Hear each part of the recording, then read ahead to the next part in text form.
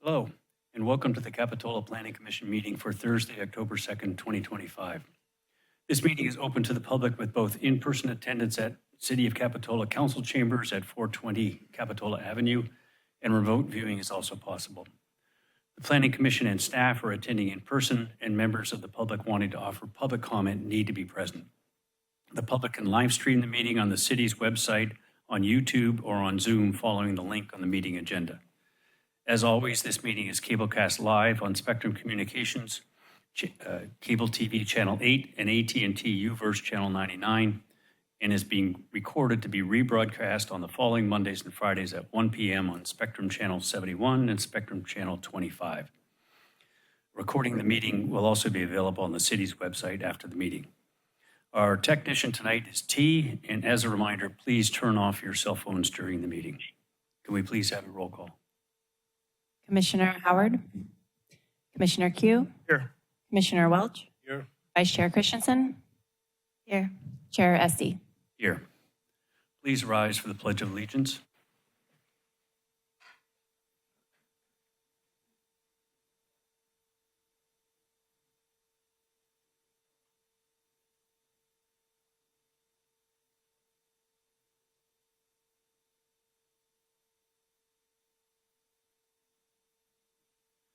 Thank you.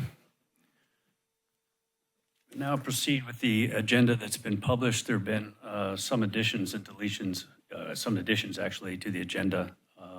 Items B and C on the additions list. They were set out earlier today, so everybody should have that. Item number 3 on the agenda is oral communications. Please review the section, How to Provide Comments to the Planning Commission for instructions. Oral communications allows time for members of the public to address the Planning Commission on any consent item on tonight's agenda or any topic within the jurisdiction of the city that is not on the public hearing section of the agenda. Members of the public may speak for up to 3 minutes unless otherwise specified by the chair. Individuals may not speak more than once during oral communications, and all speakers must address the entire legislative body and will not be permitted to engage in dialogue. Is there anybody from the public that would like to communicate? Hi, my name is Goran Klapic. I'm former security guard of Zelda's on the Beach, where I worked the front door with my black brother George. We kept it clean there during that time when I worked there. I had meetings back then in those days with Andrew Daly. Andrew Daly was the police chief. Back then, I pointed out that there were some corrupt guys around here in the businesses and maybe also deputies involved in cocaine trafficking. And he was listening carefully back then to me and my explanations. So I just wanted to let you know that something like that was going on back then when I worked for Zelda's on the Beach. It's several years ago that I worked for Zelda's on the Beach there. But you should know that things like that occurred back then. But I hope that Sarah Ryan with her department now can start things off differently. Thank you very much for listening. Thank you. Anybody else from the public that would like a comment at this point? Okay, we'll close the oral communications section. On to item number 4, Planning Commission and staff comments. Let's start with the commissioners. Any comments from any of the commissioners? No? Okay, staff? Yes, I wanted to inform the Planning Commission that on October 8th, next Wednesday, we'll be hosting a community meeting at New Brighton Middle School. This community meeting will be focused on the city's efforts towards the mall zoning code update, as well as our 41st Avenue corridor study. So hoping to get the public to come out and participate. We're looking forward to figuring out what the vision is for the 41st Avenue corridor and also building on what we're gonna kick off tonight in terms of the zoning update for the entire mall block. And so please help us get the word out and look forward to seeing a lot of people there. Thank you. Thank you. Item number 5 is the consent calendar. All matters listed under consent calendar are considered by the Planning Commission to be routine and will be enacted by one motion in the form listed below. There'll be no separate discussion on these items prior to the time the Planning Commission votes on the action unless the Planning Commission Request specific items to be discussed for separate review. Items pulled for separate discussion will be considered in the order listed on the agenda. Are there any items, commissioners, that you would like to remove for separate discussion? No? Okay, we would need a motion then to approve the consent calendar. Make a motion to approve. I'll second that. Okay, can we have a roll call, please? Commissioner Q, Aye. Commissioner Welch, Vice Chair Christensen, Chair Esty. Aye. Item number 6, public hearings. Public hearings are intended to provide an opportunity for public discussion of each item listed as a public hearing. Following procedure is as follows. Number 1, staff presentation. Number 2, planning commission questions. Number 3, public comment. Number 4, planning commission deliberation. And number 5, decision. First item on this item A on the public hearings is 427 Riverview Avenue. And I believe Commissioner Christensen, you need to. Will recuse. Just to be clear, recusing because working with the architectural firm. Yes, I'm Thank you. work for Fuse Architecture. Thanks. Thank you. Okay, let's start with the staff presentation of 427 Riverview Avenue. Thank you, Chair Esty and Planning Commissioners. Good evening. So before you, we have an application for 427 Riverview Avenue, which includes a design permit and coastal development permit. This is in the R1 zone. It is located along Soquel Creek and in between Riverview Avenue. We have 2 photos here, 2 structures, 2 photos. One is located directly along Riverview Avenue. That is actually the current accessory structure pictured on the left. On the right, we see from an aerial located, taken from the creek side, is the primary dwelling itself. Both are 2-story structures. And here we have the site plan, the proposed site plan. Hang on. Oh, that's the existing site plan, sorry. With the blue lines down the middle are a culvert and an easement that bisect the property and go underneath the existing home as well as the existing accessory structure. And I'm going to go through a set of existing and proposed elevations. Like I said, there's currently 2 structures which would, as part of this project, be merged into a single one. So it makes it look like we have extra structures in here, but I'm going to go through them. This is taken from Riverview Avenue, and the black and white images are the existing. This is taken looking from Soquel Creek. And this is from the north side, and this is from the south side. So the remodel includes a comprehensive replacement of the existing finishes, including using bamboo siding, stone panels, and metal seam roof throughout. New windows are thin framed, and the tapered eaves that currently exist are removed, save for a portion of the rear deck, resulting in a distinctly modern style. The perimeter walls that surround the sides utilize similar bamboo and metal finishes for a cohesive site appearance. Thank you. And quick note here on these plans in the purple above, that's highlighting perhaps the most signature change to these structures or structure, which is the addition of a raised bridgeway, which effectively makes these 2 structures considered into a single structure. On the rear, shown here on the left-hand side, there's an area highlighted in orange. There's an existing upper story deck there that would be demolished and replaced in kind in terms of its extent. On the south face, which is pictured here, it does not include any type of privacy screening, and it is closer to the required setback that we would currently allow for decks. But again, there's an existing deck there. The Planning Commission could consider requiring some sort of privacy screening on the south face, but that is up to the discretion of the Planning Commission. And staff didn't make a recommendation or a condition to reflect that in the report. The architect included a number of renderings, which we've also included.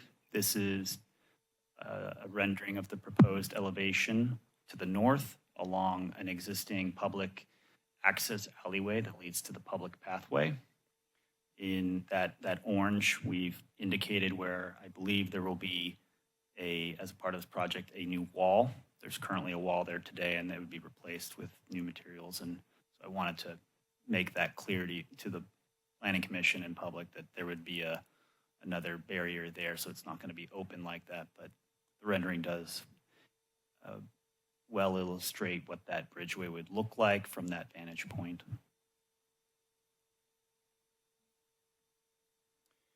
And we have the existing and proposed floor plans shown here is the first level. The notable changes are a small reduction on the single story or the first story of the primary dwelling. And on the right-hand side, you can see that there's a substantial remodel where they are effectively replacing one of the current garages with a carport that abuts the remaining garage space, and it effectively moves that breezeway access to the north side rather than down the middle. This is the existing and proposed on the top. Upper story elevation, floor plans. Again, purple marks the new bridgeway. And in this case, save for the bridgeway, there's very little in terms of additions or deletions to the space. And ultimately, this project is net neutral in terms of its floor area. They do not expand their floor area.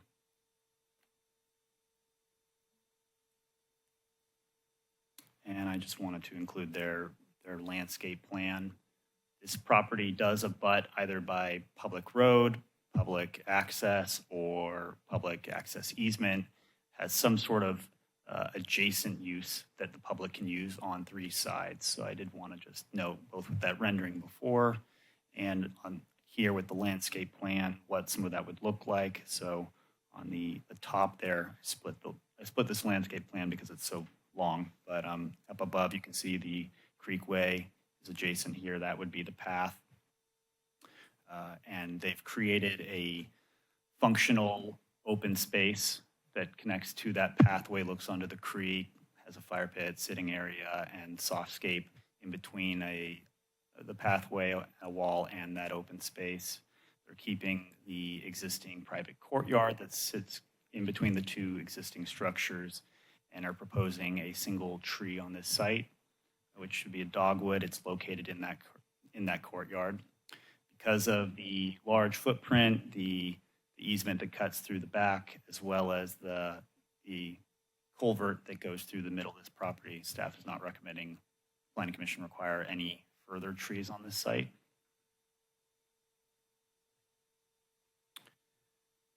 And I wanted to just show another rendering that the architect provided. This again is from the aerial looking from the position above the creek.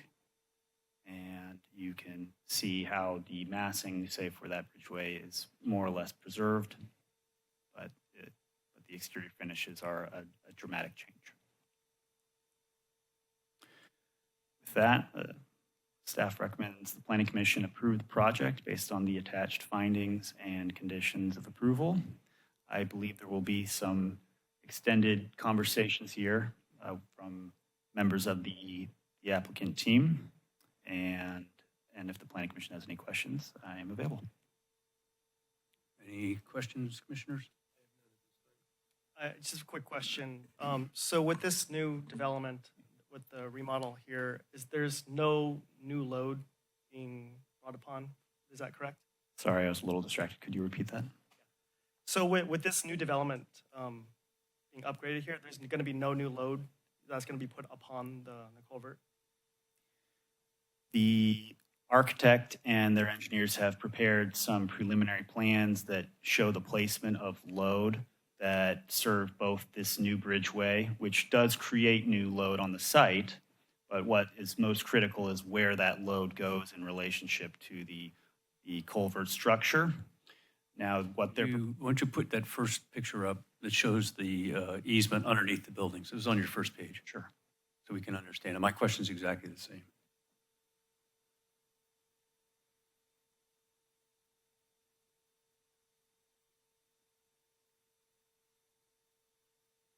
And I think for this question, if you wouldn't mind if the architect came up to answer that. And I did want to make it clear that Layla's with us tonight, from our city attorney office, and available via Zoom, so. Okay, thank you. Hey there, how's it going? Yeah, so I'm Dave Beecham. I'm from Cruz Architects. I can kind of assist in answering that question. There will be no further load placed on the existing culvert easement. The goal is to displace the new proposed load on either side via a companion beam. There will be absolutely no work within the physical culvert itself. During the process, I'm working with Sean and Katie. We have reached out to Rock Solid Engineering, who provided us, overall guidance on kind of how to handle and mitigate that load, as well as our structural engineer, Redwood Engineering. So again, the game plan is to kind of bridge over the existing 8-foot culvert and to displace the load onto 2 new footings on either side of that culvert. Thank you. Yeah, and just one thing on that, just in doing that, it kind of, it overall just kind of reduces the overall impact in terms of maintenance and welfare and health and safety for the community. In the current plan, the existing foundations of both units stay. You're not touching the foundations. That's correct. Yes. Yeah. And there's no, so you're basically not doing anything structurally to either of those units. It's all just cosmetic work. Well, the only structure kind of piece that we're doing is because we have that bridge that's connecting, the 2 buildings. So there will be structure tied into that, and that structure again won't be imposing any additional load on the existing culvert. Okay. Yeah. All right. Thank you. Thank you. Are there any other questions? Okay. Good. Thank you. Okay. Now, time for public comment. Let's start with the applicant. Is there anything else the applicant would like to say at this point? The applicant's attorney is here today and has requested up to a 10-minute presentation. Okay. And has several slides.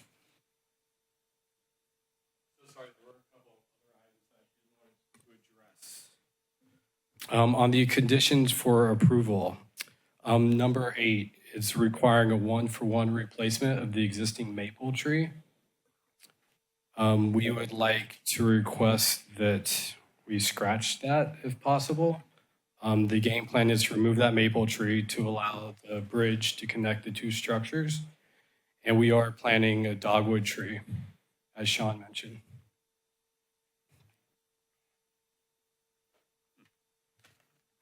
Could you clarify, are you saying that you're removing more or that? No, there's the condition number 8 says prior to issuance of certificate of occupancy, the applicant shall demonstrate compliance with tree removal permit authorized by this permit for the 1 tree to be removed from the property.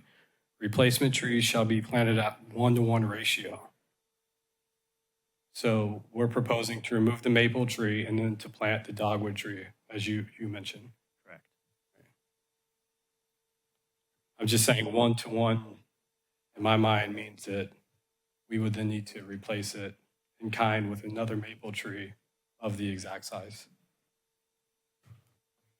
based upon the condition. The dog would be the acceptable Okay, qualifier there. okay, perfect.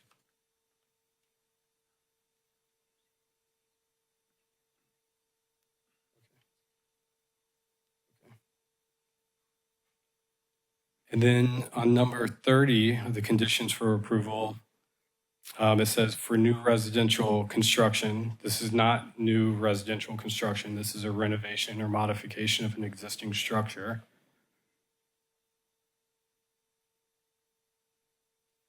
So we're hoping that request that you reference in here won't apply, again, because it's a modification or renovation.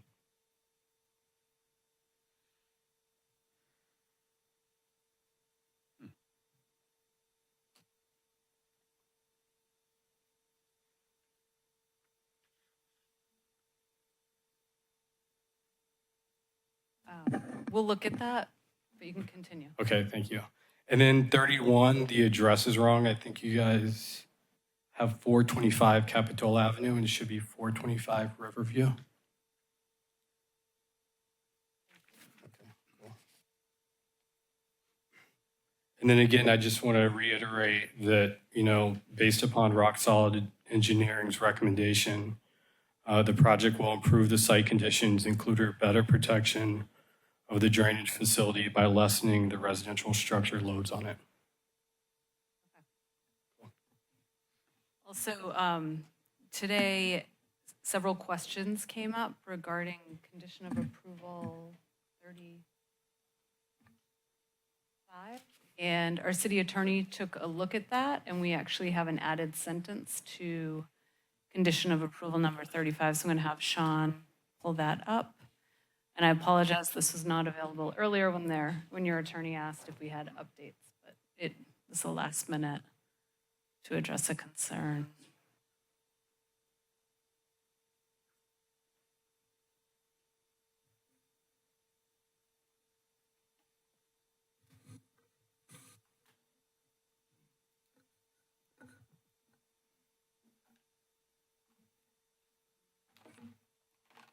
So on condition of approval number 33, we're suggesting that we add the sentence, this indemnification and hold harmless shall not be interpreted to extend to drainage or damage to the culvert or surrounding properties not caused by the construction, occupancy, and use of the project.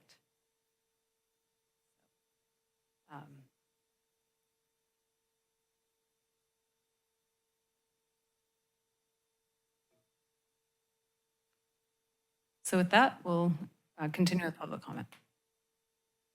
Good evening, Commissioners. My name is Derek Oliver. Good evening, staff. I'm counsel for Joe McLean and Terry Robbins, the owners of 427 Riverview Avenue. I hope you got my brief letter, and I had a chance to look at it. There were just too many details to leave out. There was an important story to be told. And I'm grateful that Terry and Joe wanted that story to be written and to come out to hopefully prevent this sort of thing from happening again, not just in Capitola, but throughout the county as well. You just heard, and your questions were the right ones. What's the impact of this project going to be on this culvert underground? You just heard it's going to improve the site conditions. So there is absolutely no practical reason and certainly no legal reason or jurisdiction for the city to impose a condition that says that a property owner must indemnify a public agency for damages caused to the private property owner's property or project caused by a public facility. And that's what this is all about. And for 2 years, a year and a half, that has been the demand. It's an unreasonable demand. It's an unconstitutional demand. It's a demand that is far beyond the city's authority, and we've gotten zero pushback or any evidence that says otherwise, no contractual documents, no legal authority, no section in the city code, no private agreement between the city and county, like a drainage services agreement. Nothing supports conditions 33 and 35. So ultimately, we'd ask that those conditions be removed as unwarranted, unconstitutional, illegal, and greatly unwise by attempting to place on private shoulders the public burdens of a public facility.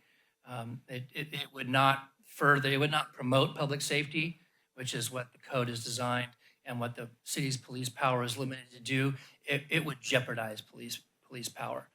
So if you wouldn't mind indulging me for a few minutes, I just would like to go through some of the history because it does provide some context. So if we could just start with the first slide. I hope you all know this is the subdivision map from 1922. The highlighted parcels on there, 2 parcels there now consist of 427. These were subdivided in 1922 by Alan Rispin. Anyone who knows any history about the city of Capitola knows about Mr. Rispin. Next slide. And this is showing that these parcels were approved by the county for residential, it says residence, CE, for residence and commercial uses, which includes 427 Riverview. So riddle me how you're gonna develop 427 if there is an overground drainage ditch. And next slide, please. Here is the 1922 easement from the subdivider Rispin to the county for the drainage easement. That next page, that was accepted by the county. There's no documents that I've seen out of the thousands that disputes that the county is the easement owner. Next slide, please. I found this great document online, maybe the Historical Society for Capitola. It was a draft from 2004. Next slide. So this just talks about Rispin a little bit and his plan to expand Capitola. At this time, Capitola was not its own city. It didn't incorporate until 1949. And Rispin was trying to make a quick buck. And everyone that lived in Capitola wanted to turn Capitola into a vacation destination spot for people coming from the South Bay and San Francisco. And they wanted to develop these lots as much as they could. Next slide. You see, within weeks of buying Capitola, Rispin proclaimed $1 million in forthcoming village improvements. Yeah, well, those never came. And then the news article just says, yeah, we're sort of turning this place around. And that was the goal. And in order to do that, you've got to underground this drainage facility so that 427, 419 Capitola, 402 Blue Gum, 404 Blue Gum, and many others running up the street could be developed. Otherwise, what's the point of having these parcels if there's a drainage ditch going through them that you can't develop? So at some point, clearly between 1922 and 1934, which according to the staff report for assessor's records that I've not seen, the house was built as of 1934. So sometime between 1922 and 1934, this thing was undergrounded. Fast return means max development. Next slide, please. Next slide. So in 1925, Rispin sold lot 47, which is the landward of the 2 lots that now consist of 427. 1925. Next slide. And then in 1927, Rispin sold the Creekside parcel. Next slide. And then now we're back to the history. 1928 news headline: Capitola sewer broken and no one to mend it. Sums up a chronic problem. Sound familiar? Next slide. So as the staff report indicates, the single-family dwelling, according to county records, was constructed around 1934. And then in 1971, the Planning Commission approved a 2-story accessory structure, adding the rumpus room and the garage. Next slide, please. And then here's a photo, and in the corner, sort of hidden by the trees, there's 427. So the house was certainly there by 1948. Next slide. And this is part of the county district, flood district resolution to create Zone 5. And by Zone 5 creation, which by the way required formal action and consent by the city of Capitola and the Soquel Creek Water District, Zone 5 voluntarily and legally took full responsibility for all existing and future drainage facilities in the city of Capitola. So they're the easement owner. No evidence to the contrary. They're responsible for all drainage facilities in the city of Capitola. No evidence to the contrary. Next slide, please. Next slide. And then in 1970, the district began imposing drainage fees, assessments. to cover the cost to maintain and repair and improve and expand the drainage facilities. Next slide. And then, yeah, failure to pay is a lien on the property. So folks in Capitola have been paying fee assessments upon a triggering event, which means that they've done development that expands the footprint of their house and increases the impervious area. And so they took money for it. Next slide, please. And this is the accompanying letter from the county staff to the board ahead of the approval of the resolution to impose drainage fees. And at the bottom there, he says, from this rate, we can expect about half the total improvement cost to be paid for by drainage fees collected from now until 1990. The remainder of the improvement costs would be paid for by funds resulting from assessment districts. Okay, next slide. Here's the Planning Commission approval of the addition of the Rumpus Room by former Capitola Mayor, the Arthurs, Bruce Arthur and Nita Arthur. Next slide.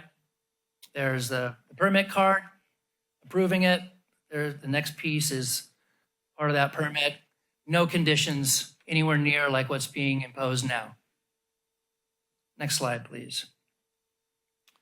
And then in 1984, the letter says 1983, but it's 1984.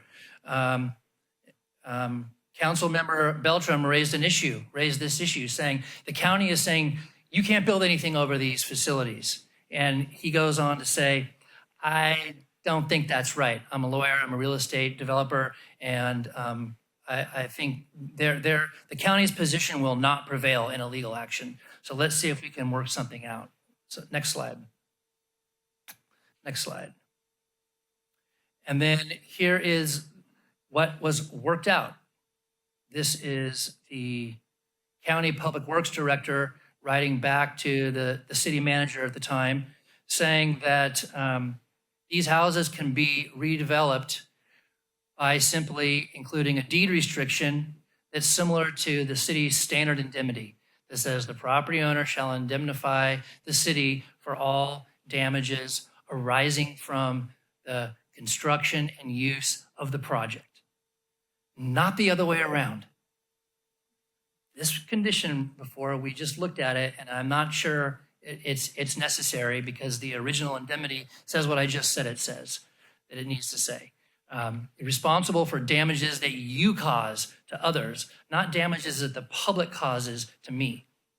And so it seemed to be resolved in 1984. Okay, next slide, please. Excuse me, Mr. Oliver, but we did allot you 10 minutes. I'll give you 2 more minutes. You're Okay. halfway through your, a third of your way through to your presentation. Okay, So yep, all right. Get to the bottom line, please. Yep. Well, the bottom line is this fight appears to be one attempted to be passed off to private property owners. You probably know about the dispute between the ownership and the cooperation agreement to try to resolve that dispute. Well, there's certainly been cooperation, and that is, again, to try to pass the buck to the private property owners.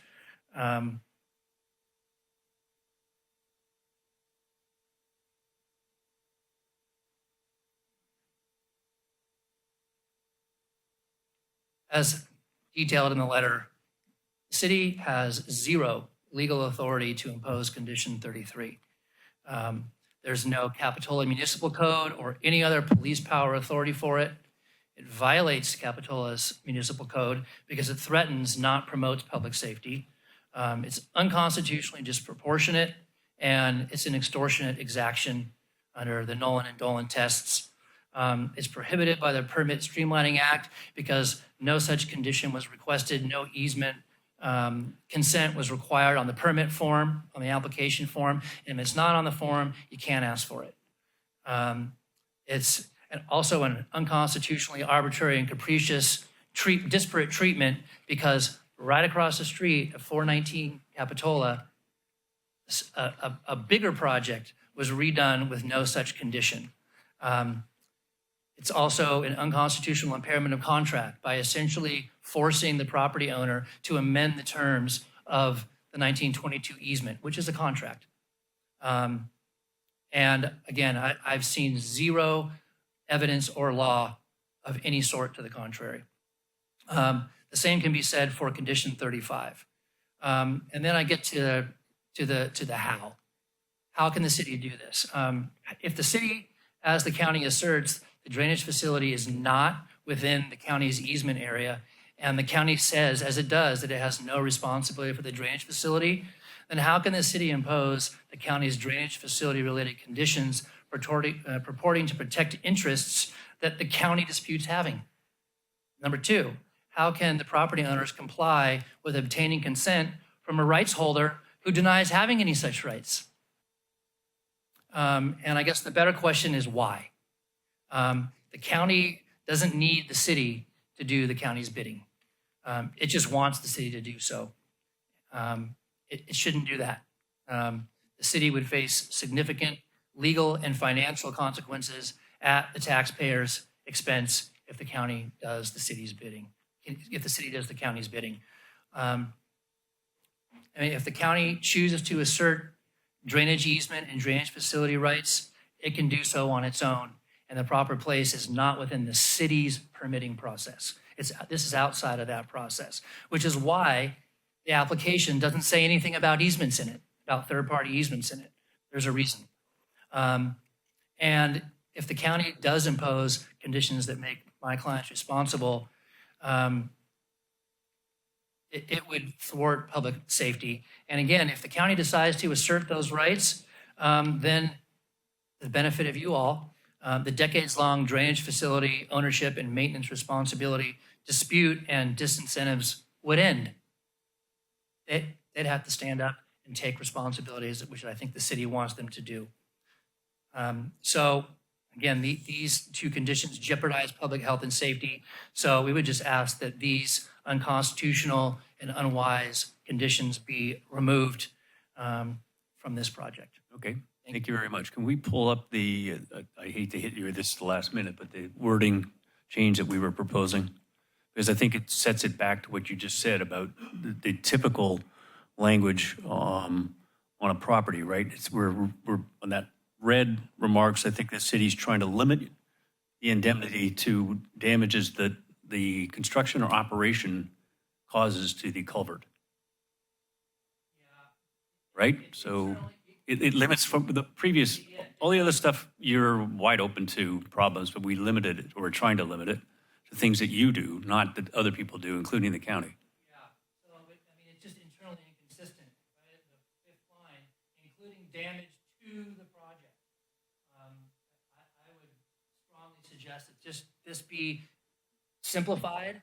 It says, as I said, A little closer so we can get it it on. should be simplified, that the property owner agrees to indemnify, defend, and hold harmless the city from any damages caused by the construction or use of the project. Okay. Period. This is a bunch of mumbo jumbo. Okay, thank you. Oh, and the last one, 35,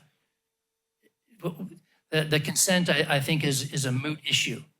If we look at 35, unless there are last minute changes to that one, it says that the property owner shall get consent from the easement holders, so we don't even know who that is, including the county. I only know of one, for construction in the easement area. Well, the easement area originally was 8 feet on the first map. The box culvert underground now is 8 feet wide. So I take that to mean anything in the box culvert. We just heard there is no construction going to happen in the box culvert. So beyond the illegality of that condition, it's irrelevant and should just be removed. Thank you for your consideration. All right, thank you for your comments. Any other public comments? Oh, right, the owners.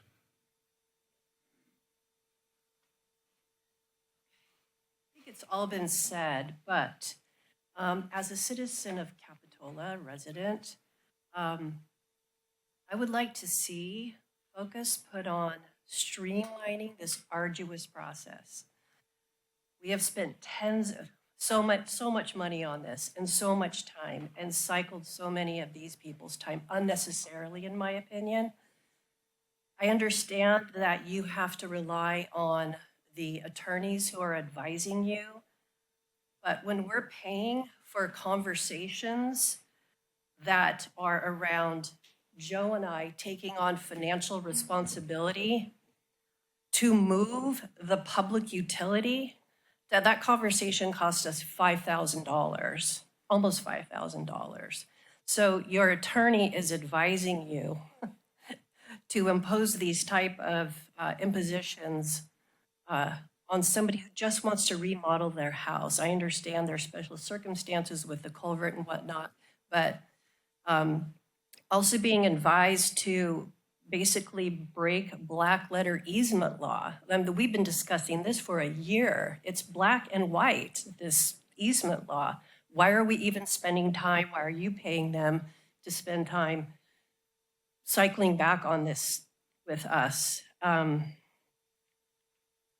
Yeah, I mean, we love this city, and this is why we both sold homes independent to purchase these homes, to remodel and spend our retirement years here. No, we spent 3 years going round and round on this. So I really hope that you guys take into consideration just reevaluating. And I want to also call out Sean, who has been in the line of fire, poor guy, the associate planner, who we appreciate your work. I know it's been challenging, but somebody take a load off that kid's shoulders. Like, this is crazy.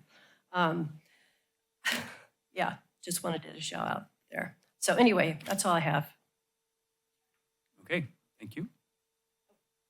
All right, any other public comments? Anybody want to say anything about this project? My name is Michael Reardon. I'm a neighbor of the McLeans, and I'm not going to address any of the complex issues we've been discussing. I have a hard time understanding it all. I'll just tell you one thing. Look at the remodel they did on 425, the other house next door. It's beautiful. And so they don't do junk, they do quality. So I'm not saying that will address all the issues, but I think it should be given some consideration. Thank you. Okay, thank you.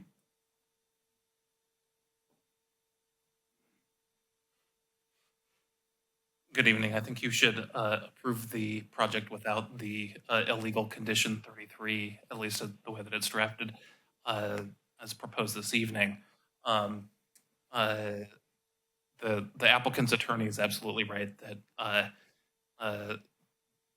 both the Permit Streamlining Act forbid these sorts of illegal conditions, and these sorts of conditions are illegal takings under Nolan Dolan, which is a constitutionality test that has to do with takings of private property with respect to public actions such as these. If the city were to go down this path, I know that there would be many public interest organizations such as Pacific Legal who take an interest in fighting these very types of illegal takings sorts of issues from cities. And I don't think the city of Capitola really wants to be in a position to be fighting deep-pocketed private organizations who take pride in preventing this sort of illegal activity. I know it's a common practice across the state to impose conditions of approval like this, and a lot of developers accept them because they just want to move their project forward, and it costs a lot of money to be tied up in delays associated with disagreements. But it's pretty clear that these sorts of conditions of approval, especially indemnity clauses, are unconstitutional and illegal, but under the Permit Streamlining Act as well. So again, I just encourage you to move forward tonight without such illegal conditions. Thank you. Okay, thank you. Any other comments from the public? Okay, hearing none, I'll bring it back to the commissioners for deliberation. Who wants to go first?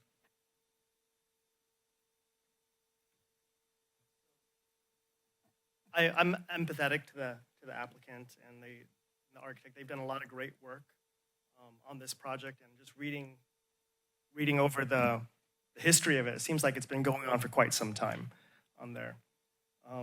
However, we do have to balance like that kind of public safety, and taking to me seems a little bit far right there. I feel like it's more of a risk tool, in that sense. And we do have to consider the ramifications if anything were to happen to that culvert and it expands out to the community. On that, I feel that the indemnity clause right there is, that blanket statement is kind of broad, and I would prefer to see it or make a recommendation to have it more specific and narrow, to only have, like in the amendment said earlier, just on construction-related impacts on there. DJ? Yeah, is anybody here from the county? No, is the city representing the county? No, the county is aware that this is on the calendar tonight, but there is not any representation. Well, that gives me a little insight to the process here. So, That I know of. Is there anyone here from the county? No. Okay.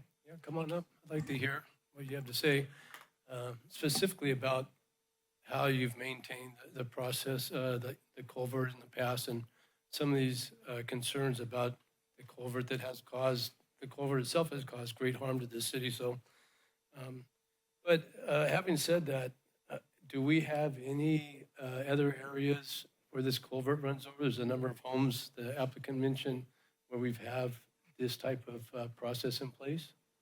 There's several homes that this culvert goes under between, it runs through the lower parking lot and across Capitola Avenue. And I think it's under either 4 or 5 properties.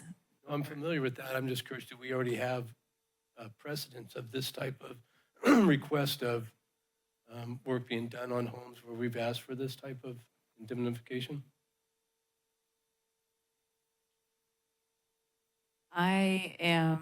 Layla, could you step in on this one? Do you know if there's precedents? I know that I haven't looked at all 5 properties, but. I'm not aware of precedents for the 5 properties in Capitola that run over this, but we'd have to go back and take a look at the previous permits that were issued. I can say this is pretty standard indemnification language. It does add the element of recognizing that there is an assumption of the risk factor here of building on top of the culvert. But I do want to clarify that the condition itself only indemnifies the city of Capitola, and any indemnification or hold harmless with the county would, occur outside of this process. If there was something to be damaged with the culvert, let's say that the applicant's property caused, what would the city's responsibility be in that when it belongs to the county? Well, that is a topic of ongoing conversation with the county. There have been kind of, I think, joint efforts discussed about how to work on the culvert as a long-term project. Again, it's been the city's position that this is a county facility, but that has not been adjudicated. So this is kind of a protection for the city, just in case it was ever determined that this was actually the city's facility. Okay, thank you. I appreciate that. Another question on easements. So there's a number of utility easements throughout our city, throughout the county, throughout the state. Is this a standard practice for other easements? Maybe that's an attorney question, I don't know. Sure, I can take that one. Yes, it is pretty standard.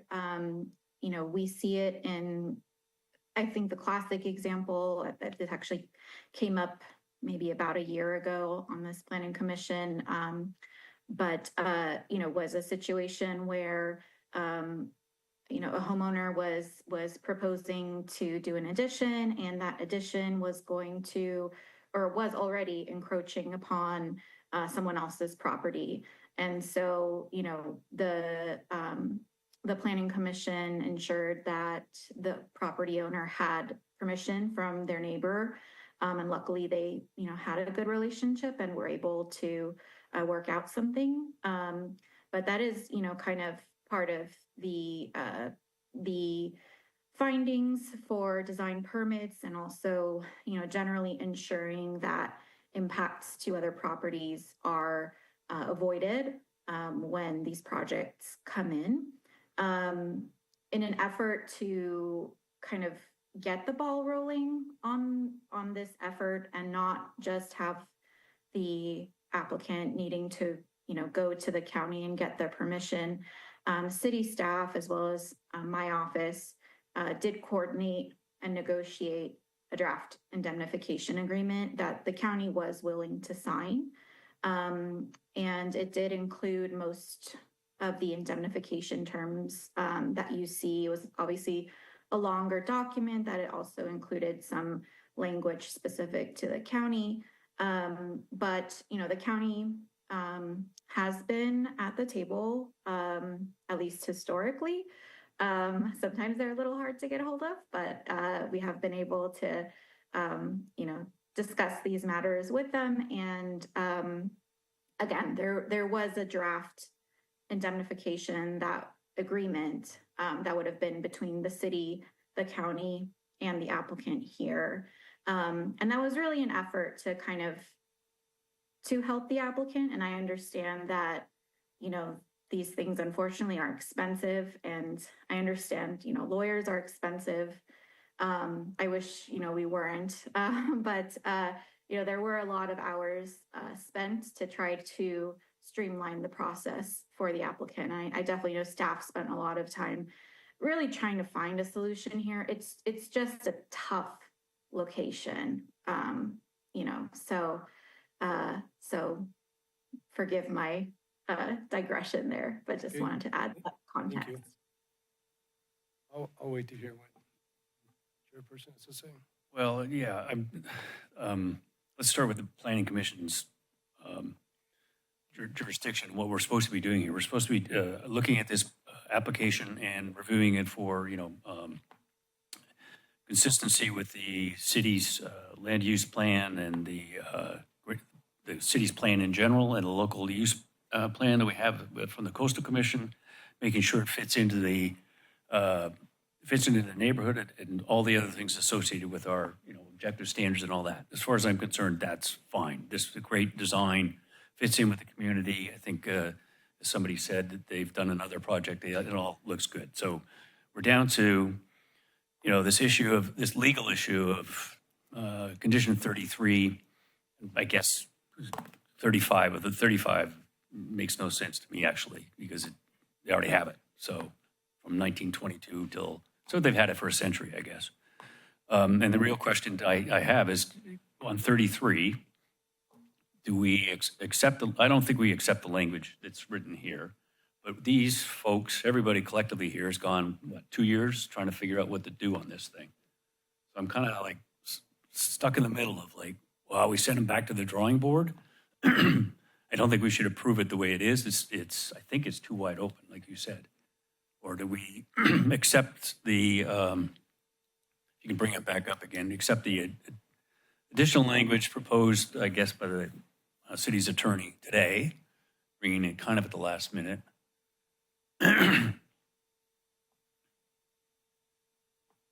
So we tried to come up with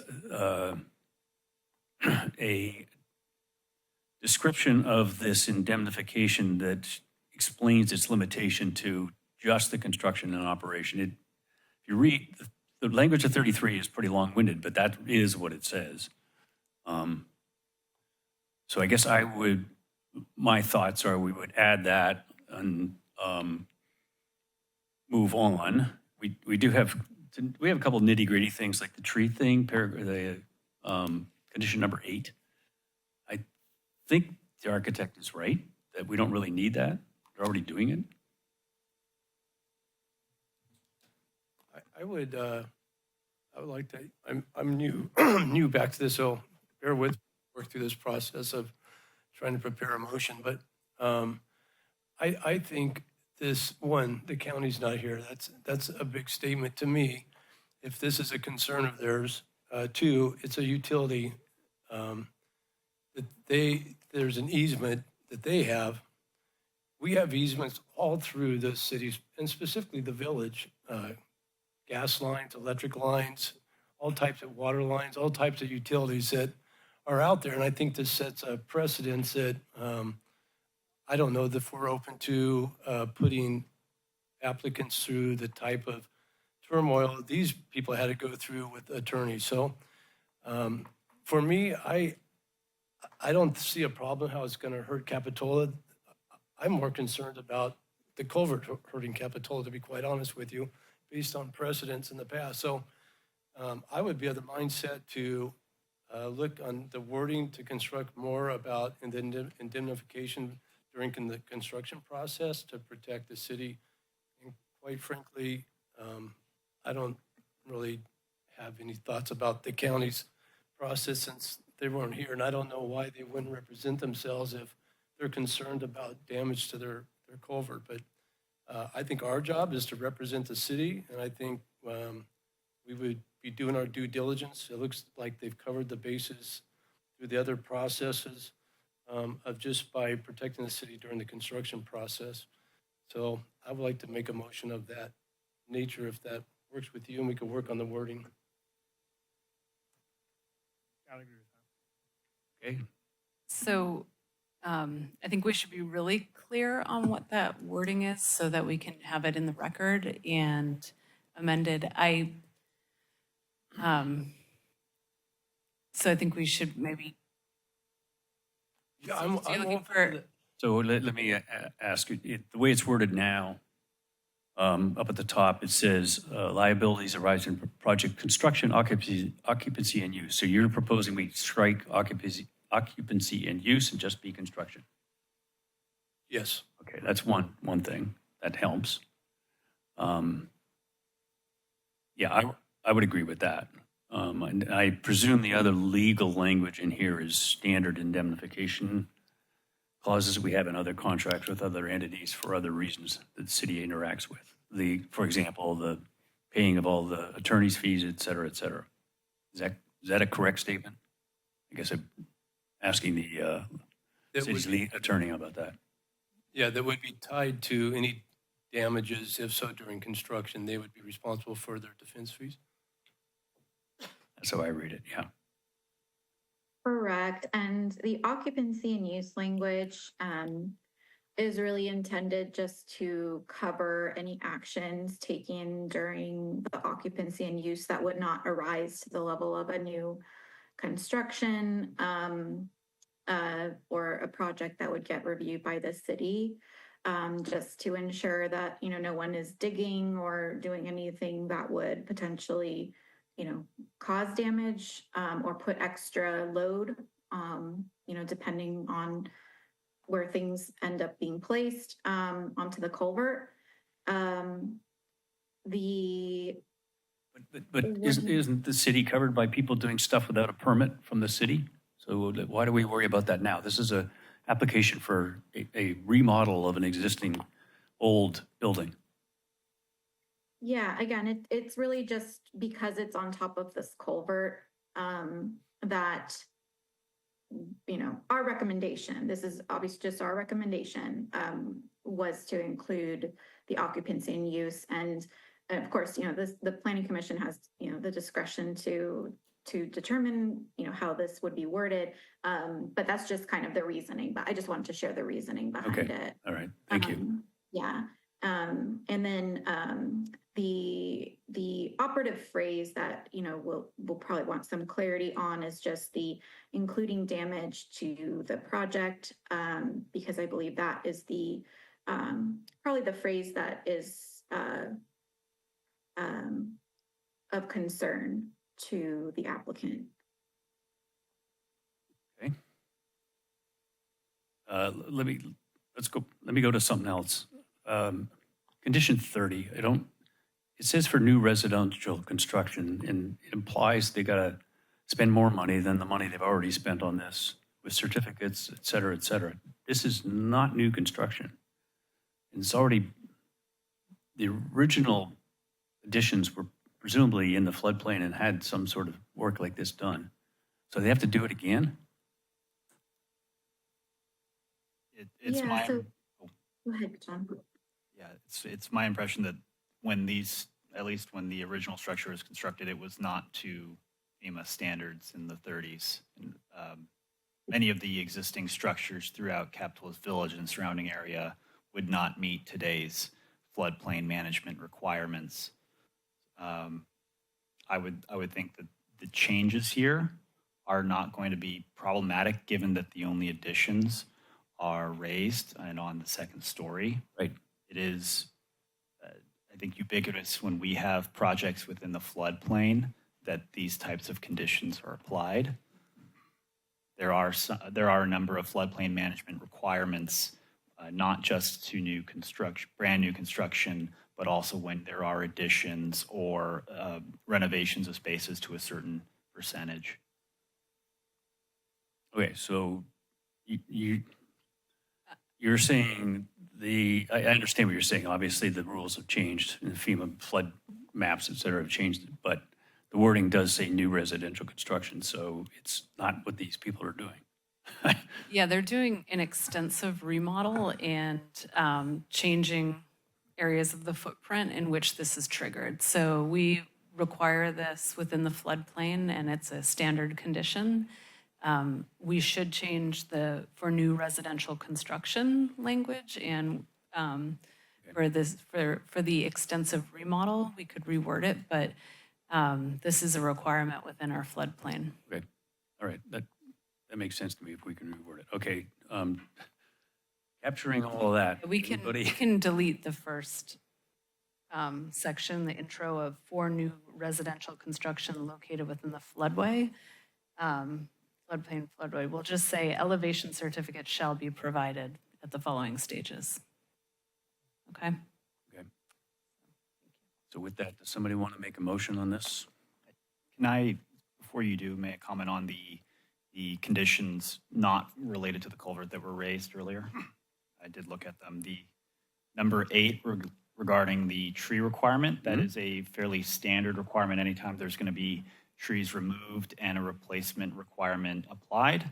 It's effectively a boilerplate requirement that we ensure that tree plantings are affected before the conclusion of a project.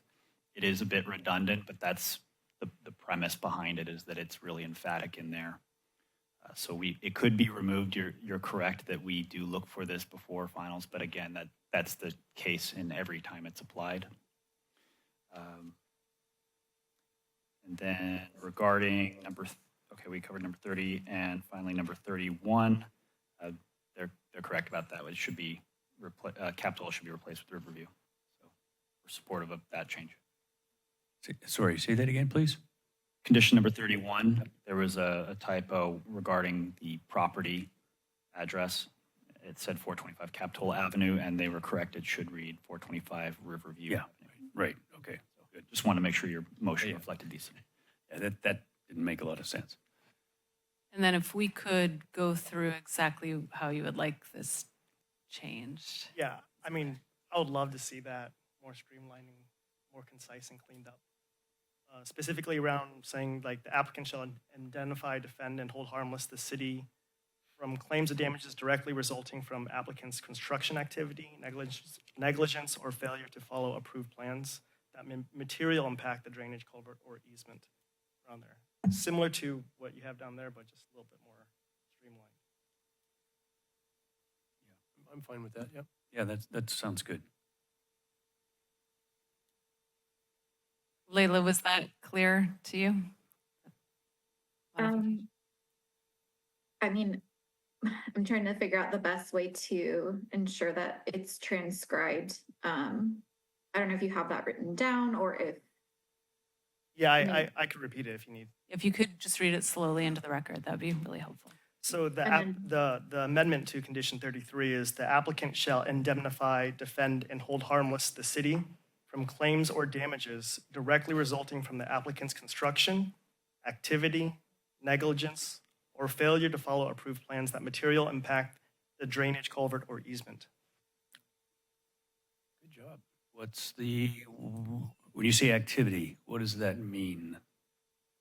Like in any additional construction or activities like that, digging that was brought up earlier.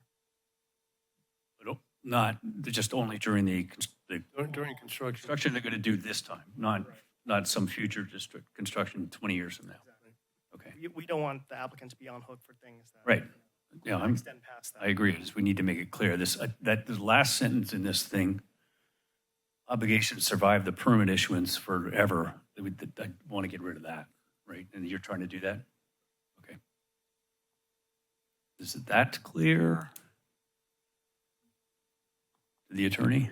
And then with doing that, I'm sorry, go ahead. Yes, as long as we have a way to get that into the record, Katie. Yeah, I think, Rosie, that was clear into the recording. Mhm. Okay.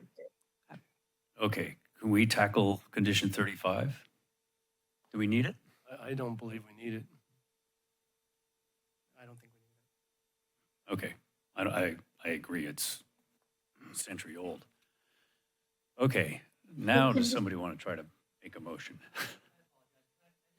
Sorry, you've already had your say. It's our turn. Sorry. Leila, did you have comment on, is it 30? 30, 35? 35? The getting permission from the county who's not here tonight, that doesn't seem to care. They already seem to have a permit to construct things over the easement based on the history of this property. That would be kind of an assumption of the risk on their part, and somewhat of a kind of diversion from the city's normal practice. But again, that's up to your discretion. Okay, thank you. What do you all say? You want to make a motion? One of you? Sure, I can do it. I think I'd like to make a motion that we approve the project with the wording changed in item 33, that my colleague here did a great job of wordsmithing, I think, to help us out. And then I think number 8, we agreed to the tree change, right, of a dogwood instead of a maple tree. The address change in item 31, and eliminate item 35. I think we agreed item 8, or condition 8 was okay as is. Because Condition 8 is fine, yes. It just had a word change of the maple tree, right? I mean, I think that was the only issue there, so. Okay. So that's the motion, yeah. I'll second that. Okay, can we have a roll call, please? Commissioner Q, Aye. Commissioner Welch, Aye. Chair Esty. Aye. Okay, thank you, everybody, for your patience and indulgence with us on that one. We'll move on to item 6B, the Capitola Mall zoning code amendments, and we need to get Commissioner Christensen back somehow. Give us a second and we'll see if she's outside.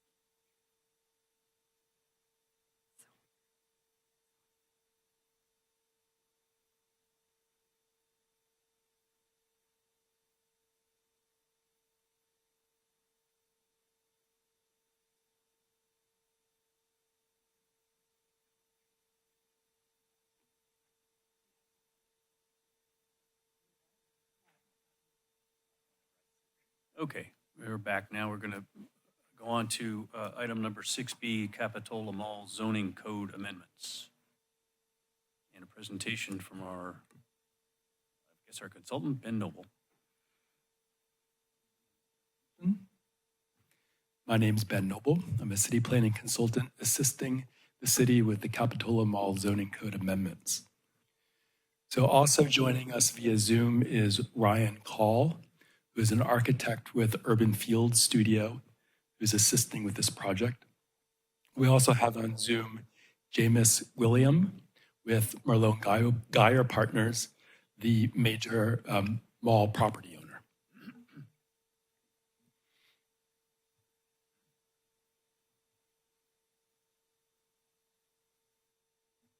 All right, so presentation is going to start with some background information on this project, and then we'll dig a little bit of deeper into some of the major mall redevelopment design considerations that we're focused on as we proceed with the zoning code amendments for the mall property. So in 2024, the city adopted its housing element, part of the general plan, and that housing element contains programs that require a number of different zoning code amendments. In 2024, the city adopted a set of zoning code amendments, and then in September of 2025, amendments to the residential multifamily or RM zone were adopted. Another program that needs to be completed in 2025 are Capitola Mall amendments. And these amendments need to be aligned with the housing element available sites inventory, and they need to implement program 1.7, which I'll get into a little more detail on. The housing element needs to identify adequate sites to accommodate the regional housing needs allocation, or RHNA, for the planning period. On the screen is a table that summarizes Capitola's RHNA for the 2023 to 2031 planning period. And in total, it's 1,336 units. And there need to be adequate sites identified at different income levels, as shown in this table. Here's a map that shows the location of these sites as identified in the housing element to accommodate that RHNA. They're the sites that have the pink-purple outline, and as you can see, they're concentrated along 41st Avenue, Bay Avenue, and Capitola Avenue in the city's existing commercial and mixed-use districts. Here's another table that shows how the sites inventory applies to different areas. So the majority of sites are within the Capitola Mall property. So almost 70% of the units identified in the site's inventory are located on the Capitola Mall site. The remainder are on other sites within the city and with ADUs. And as you can see on the bottom row, the total number of units identified in the site's inventory exceeds the RHNA by a considerable amount in order to provide a buffer as required by state housing law. So now Katie's going to go into a little bit more detail in terms of how we arrived, or how the city arrived at the specific numbers for units on the mall site. Okay, thank you, Ben. If we could go back one slide, just quickly, I just want to show within the RHNA numbers for lower income, we're required to have 712 sites or units. We, within our sites inventory, we have 726, so not much of a buffer there, 14 units. For moderate, at 169 was the requirement, and our total was 210. So again, that's about 40 units of a buffer. When you look at above moderate, this is the units that are built at market rate. That's where the really large numbers come in, and that has to do with feasibility of project sites, and especially on the mall site. So with that, we'll go to the next slide. But I just want to make it really clear, the low and very low, we don't have much of a buffer on, which is important because as projects build out, If they don't meet the RENA, we have to find other sites to accommodate for those missing units. So it's good to have a buffer. So within the Capitola Mall sites inventory, the entire block is over 1,700. The Malone Geyer parcels are around 1,100. And the question that has continued to come up is how did we get here when our initial number in total was 1,336? Next slide, please. So in our initial submittal to the state, on the mall site, we had the lower and moderate 368 and 109 units. That was 65%, and above moderate at 257, which was 35% of the total for the 6 out of the 12 sites, five of which were Merlone Geyer sites. When we submitted this to the state, Merlone Geyer submitted a letter questioning, just saying this isn't reasonable. We need more we need more above moderate product in order to create all of these lower and moderate income house or units. So after getting a correction letter from the state, if we can go to the next slide, the city updated, we thought about, well, how do we get to that number, knowing that we had recently done a study, a feasibility study in 2019 around our housing impact fees and our housing in lieu program. And so running the analysis on this, we found that if they were to provide 20% at lower income and moderate, then the above moderate should be at 80%, and that covers the cost of creating all of the lower income units. So that, in doing so, the lower and moderate numbers stayed about the same, where the above moderate escalated to get to us to that number of 1777. So next slide, please. So from there, I'll let Ben take it over. Right. So just going back to this slide, with the Capitola Mall zoning code amendments, we need to make sure that the zoning that applies to the property can reasonably accommodate up to 1,777 dwelling units on the mall property overall. So that's part of what we're thinking about with this exercise. We also need to follow through on what Program 1.7 says. And I have 2 slides on this.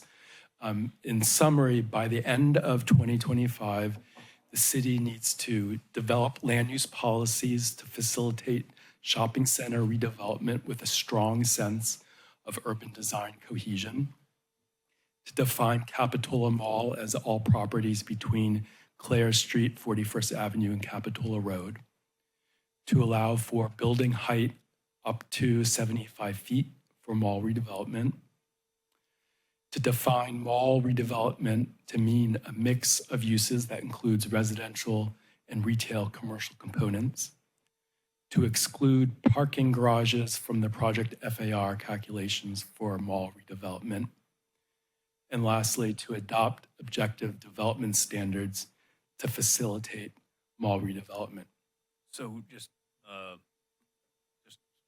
crazy question. What stops us from putting in a upper limit of 125 feet? For height? Yeah. I mean, just curious. What's this? Where did 75 come from? I know we put it in the housing element, but is there a limit? So I think Katie will answer. Yeah, so that's based on density and also an understanding that the ground floor could be commercial. So within the HCD's calculations of, we actually just went through this with the multifamily zoning. For every 10 units per acre, the HCD likes to see another 10 feet in height. So when we were doing our multifamily high density at 40 units per acre, they wanted to see us go up to 40 feet. With this project, I think at the higher end, it's 65 units per acre, and therefore there was a range, I'm sorry, I think it was 48 to 60 units per acre were the assumptions in the housing element. And so at 60, that's 60 feet plus an additional 15 for ground floor commercial. Right, so we'd have to change the density for this zone, or all the CR zone, right, in order to go higher, basically.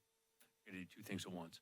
And we do not have density limits in this zone, so we won't be changing the density. There's endless densities, but if you wanted to go to 110 feet, you could, and this would be the time to give us that feedback. Okay, thanks.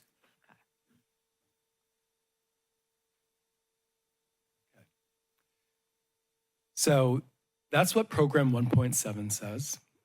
On September 11th of this year, the City Council had a meeting to consider some options for how to move forward on completing Housing Element Program 1.7. They considered a very streamlined, minimal process. They also considered a more involved process, including the preparation of a form-based code for the area. And at the end of the day, the council selected the option to complete the zoning code amendments within a 3-month timeframe, while also fitting in some enhanced community outreach to provide for additional public participation through this process. So the council provided the direction at their September 11th meeting on the process and the time frame to prepare the Capitola Mall zoning code amendments. So we're expecting that these amendments will include changes to the zoning code, as well as some changes to the general plan land use element to bring the land use element into alignment with what the housing element says for the mall property, as well as with what the zoning code includes to for the mall property. So that's what we're anticipating. I think the zoning code amendments are going to touch a number of different chapters within the zoning code. So when these come back before the Planning Commission later this year for your review, you'll be seeing some amendments to a number of different chapters in the zoning code. So there's the chapter where the allowed land uses and development standards for the CR zoning district live. That's chapter 1724. You'll see some changes there. You'll see some changes to the parking chapter. Chapter 1782, which is where the objective standards for multifamily and mixed-use residential development live. You'll see changes to that chapter too, with standards that are uniquely tailored to the Capitola Mall site. And then lastly, there's the existing chapter 1788, which allows for increased height and other incentives for projects that provide a public benefit. That's going to be substantially reworked for the mall property, consistent with the direction that's established in the housing element. So you'll be seeing a number of changes to quite a few chapters within the zoning code when this comes back to you. And here's a slide that shows the overall scope and schedule. So we're at the very beginning. This is a kickoff meeting to introduce this project to you, receive some preliminary feedback. We're going to be having a workshop next week, which I'll speak more to in the next slide. And then we're going to dig a little bit deeper into the proposed amendments. We'll have another work session with you at the end of this month to share with you some more detailed ideas, to receive your feedback and public feedback as well. And then in November, we'll be coming back with the proposed zoning code amendment language for a public hearing.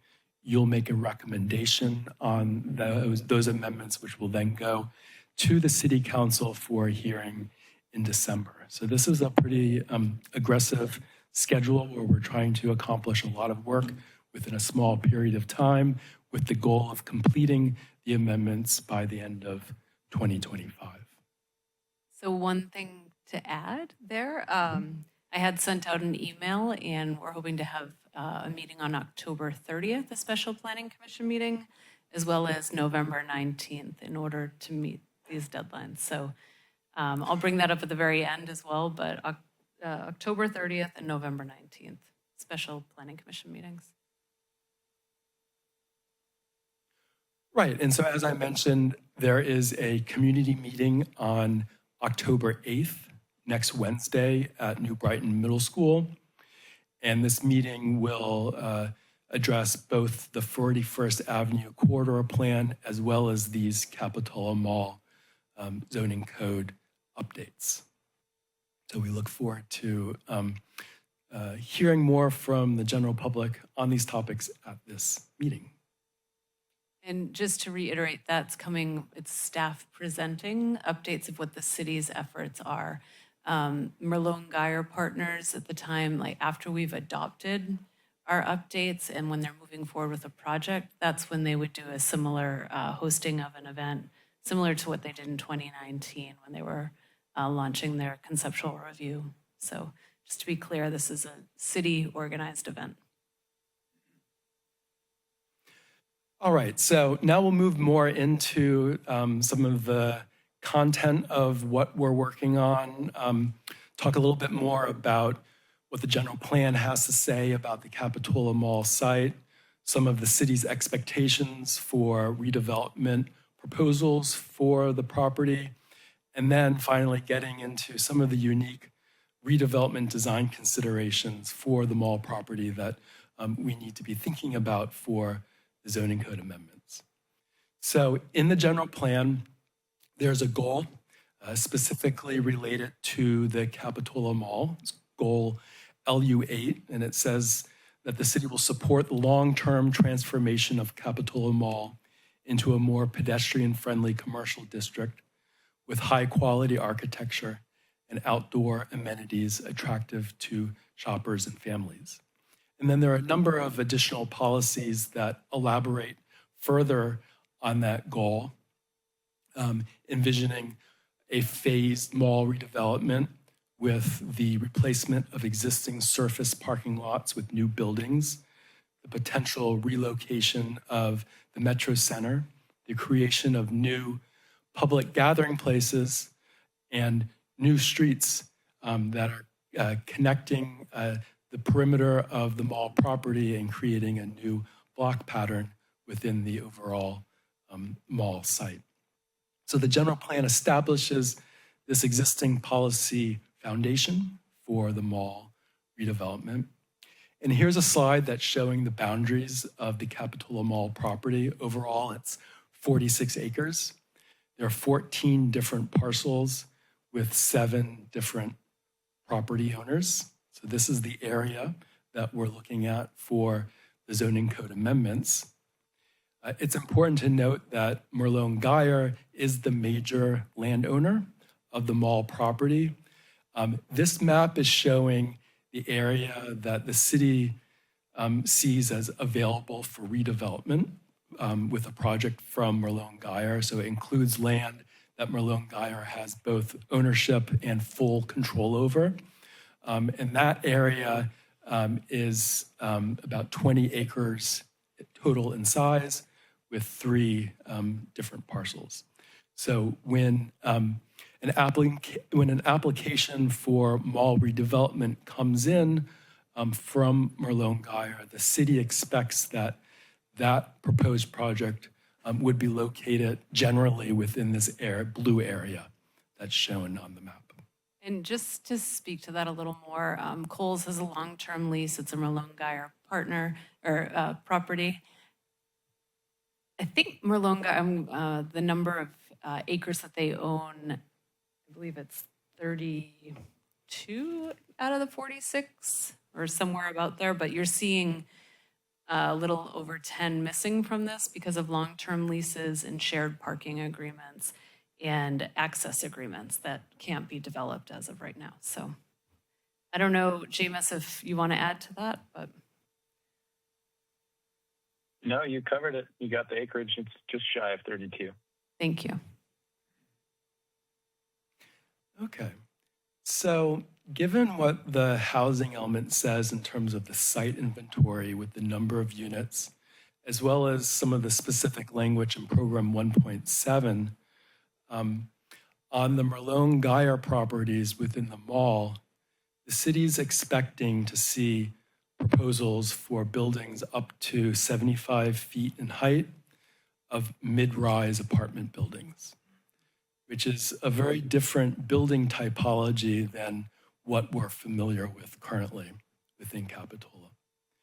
On other properties on the mall, it's a little bit less certain what the city might see from an application from those property owners. It could be similar to what we anticipate for the Merlot-Geyer properties. It could also include lower intensity apartment buildings, potentially residential mixed use, maybe townhomes, maybe standalone commercial. So as we're working on the zoning code amendments, we're anticipating the types of projects to expect on the Merlot-Geyer property, but also some of the types of projects that could come forward in the future on other properties as well. So the city has a lot of, yes? Back to your map again. The other folks, who would be most likely to, the Citibank people? Because they own that bank plus the parking lot, I guess. I mean, To develop. yeah, Yeah, so the Citibank has sat vacant for a couple of years now. right. And they've been trying to re-tenant that space. That could be a possibility. The Citibank isn't really conducive to a restaurant. They've been trying to get different drive-through restaurants in there, but because it's too big for a drive-through restaurant. So that one's vacant right now. And yeah, that would probably be the most likely. And then the old Japanese restaurant, I forget what they are now. Takara is owned by Merlot-Geyer Partners, but because it's surrounded, that could redevelop within commercial there, but the parking lot that surrounds it has a agreement with the Target, so. If I remember correctly, there used to be, I believe, it had to be an agreement from all the mall unit property owners for a project. Is that still the case? In other words, would Target and Macy's have to agree to the projects that are going to be presented? That's correct. They would have to agree to any project moving forward. And that's separate from the city process.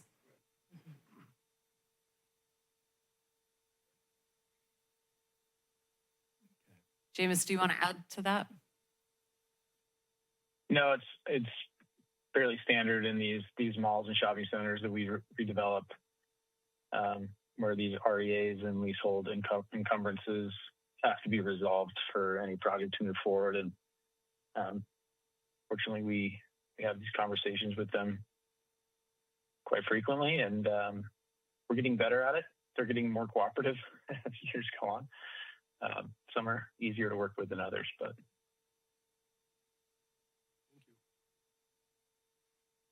All right.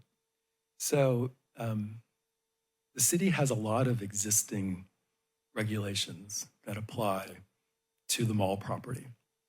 The CR zoning district provisions apply to the mall property, and the objective standards that were adopted by the city several years ago also apply to the mall property. The challenge, though, is that those objective standards were prepared for a rather different type of development. So envisioning smaller infill projects, whether they're smaller apartments, townhomes, vertical mixed use, and not envisioning the mid-rise apartment buildings that we're contemplating for the mall site under the housing element. So for example, there are standards for parking placement that's illustrated by this diagram, where parking needs to be located or may not be located between a building and the property line, and in a townhome would be accessed from the rear of the site, for example. So envisioning that sort of infill development, and a standard like that may not work in all cases for large site development and a mall redevelopment project. Another example is a entrance orientation standard where the primary building entrance needs to front the street if the building is located adjacent to the street. For a small infill project, that's exactly what you want. For a mall redevelopment project, there may be cases where the primary entrance to a building, you would want that to be located, oriented towards an internal public space rather than the adjacent street. So that standard may not work for all types of mall redevelopment projects as well. So I highlight that just to say that part of what we need to do with this exercise is go through all of the existing standards and make sure that they work for the sort of development that is anticipated and desired on the mall property. Another thing that we need to think about is the myriad of state housing laws that now apply in California, and in particular laws that enable an applicant to request by right approval of development projects, where cities have to approve the development if it complies with objective standards and allows an applicant to circumvent a discretionary review process. So I think we need to be mindful that there's that potential for by right approvals for mall projects. And there's also other considerations with the Housing Accountability Act, the Housing Crisis Act, other state laws that limits a city's ability to deny a development project that's consistent with objective standards. So all of this is really making it very important that the city establishes good objective standards that will work for the type of development that the city wants to see for mall redevelopment. Sure. So these are going to be applied to the mixed use. I mean the zone that you're talking about for that Regional commercial. Yes, thank you. Is there a type of overlay that we can implement just for this parcel? Kind of like, we have the village, the objective standards that we offer in that specific area. Is there a way to just have it so it doesn't have to affect the entire zoning? That's a great point. So the height limit of 75 feet will only apply to this mall block. So we'll be figuring out how to integrate that.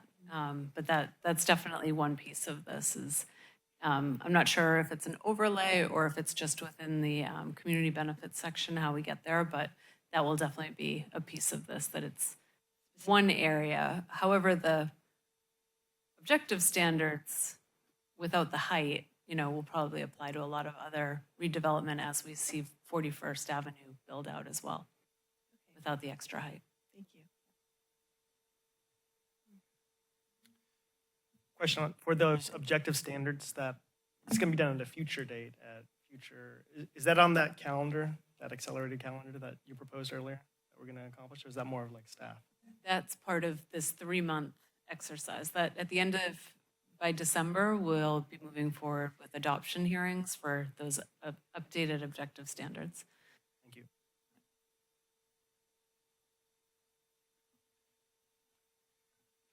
So given that the city's objective and requirement under the housing element is to facilitate housing production, there's the need to be careful with these standards to make sure that they don't become overly burdensome in a way that unnecessarily increases construction costs or reduces the number of units or forces less desirable outcome or discourages housing production.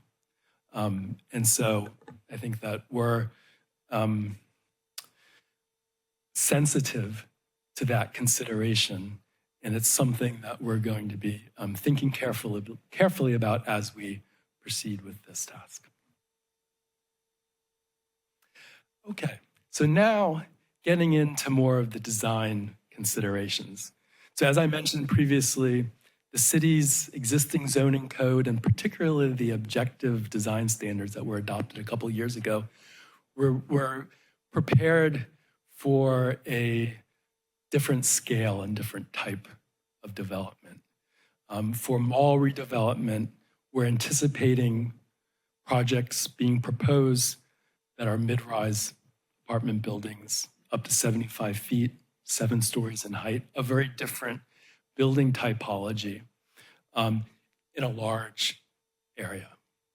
And so for that reason, there's some unique design considerations that we need to be thinking about and address in the zoning code amendments. And so here are some of them on the screen that we're thinking about now, and there's maybe others as well.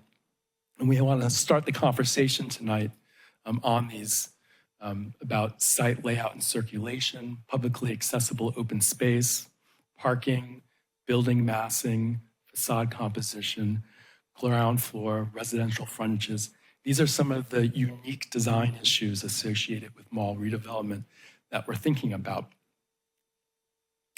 And so starting with site layout and circulation. So the mall, as I mentioned previously, overall 46 acres with 7 different property owners. We anticipate that at build out, new internal vehicle and pedestrian connections will be needed, that there will be multiple new buildings in the area with new public spaces, and that redevelopment will be phased over time with multiple property owners.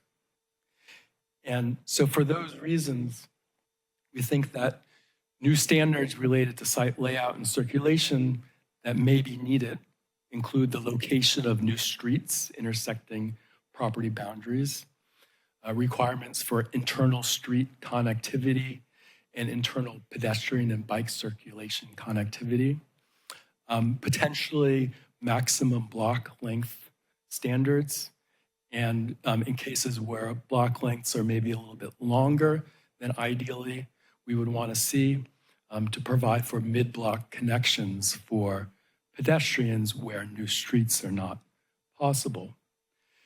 And so to illustrate some of these concepts, I have 2 example mall redevelopment plans on the peninsula in the Bay Area, one in San Bruno, one in San Mateo. You may be familiar with these. Just to give you sort of a sense of some of the site layout and street circulation considerations for a mall redevelopment project. So here's Tanforan Mall in San Bruno, adjacent to 380 and the San Bruno BART. And here's a diagram that's showing their site plan, creating a number of new blocks with new streets that connect the perimeter of the site, and block lengths that typically range from about 500 feet to about 800 feet. So you can see how they took this larger mall site, created new blocks and new internal streets with connectivity to the surrounding perimeter streets. Here's another example, Hillsdale in San Mateo. There's an aerial that's adjacent to El Camino Real on the peninsula. And here's a site plan that's showing the new block pattern and street layout, a somewhat finer grain block pattern than what you saw in the Tanforan example. Typical block lengths ranging from about 250 to 300 feet, but a few larger block lengths as well, about 600 feet. And in those cases, you can see that there was new pedestrian connections that were included in the site plan, where even though streets were not possible, that internal circulation was facilitated with these new pedestrian connections. So I'm showing these not to suggest that Capitola Mall will redevelop like Hillsdale or Tanforan, but just to give an example of how on these larger mall redevelopment projects, new streets are introduced in a manner to create a block pattern for internal circulation and connectivity within the property. So we'll be thinking about that issue with our standards. We'll also be thinking about publicly accessible open space, particularly because of what General Plan Policy LU 8.4 says, which says that the city shall encourage the establishment of public gathering places on the mall property, such as outdoor dining and courtyards, that provide space for people to informally meet and gather. Currently within the zoning code, there are no standards for either private or public open space within the CR zone. So there's no rules existing on this particular topic now.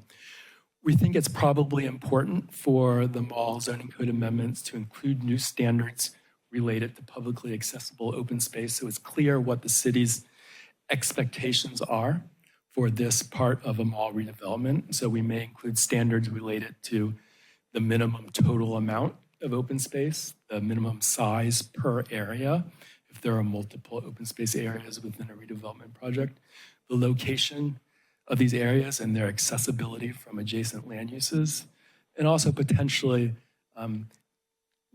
details related to design features and amenities that are required as part of these open spaces.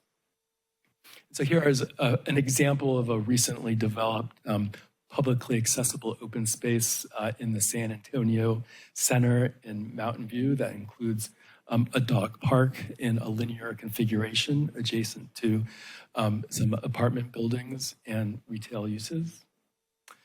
So, and here's another example of a smaller, more intimate space as part of a redevelopment project in Santa Ana. So you can see differences in these examples in terms of the size of these spaces, the sorts of amenities that are provided, and the way that they relate to the adjacent land uses. So we'll be thinking about that more as we proceed. Another issue that we'll be thinking about is parking. So within the objective standards of the zoning code, there are standards related to parking that aim to facilitate a pedestrian-friendly streetscape, walkable neighborhoods, to minimize the visual dominance of parking facilities and to encourage residents to walk and bike to destinations.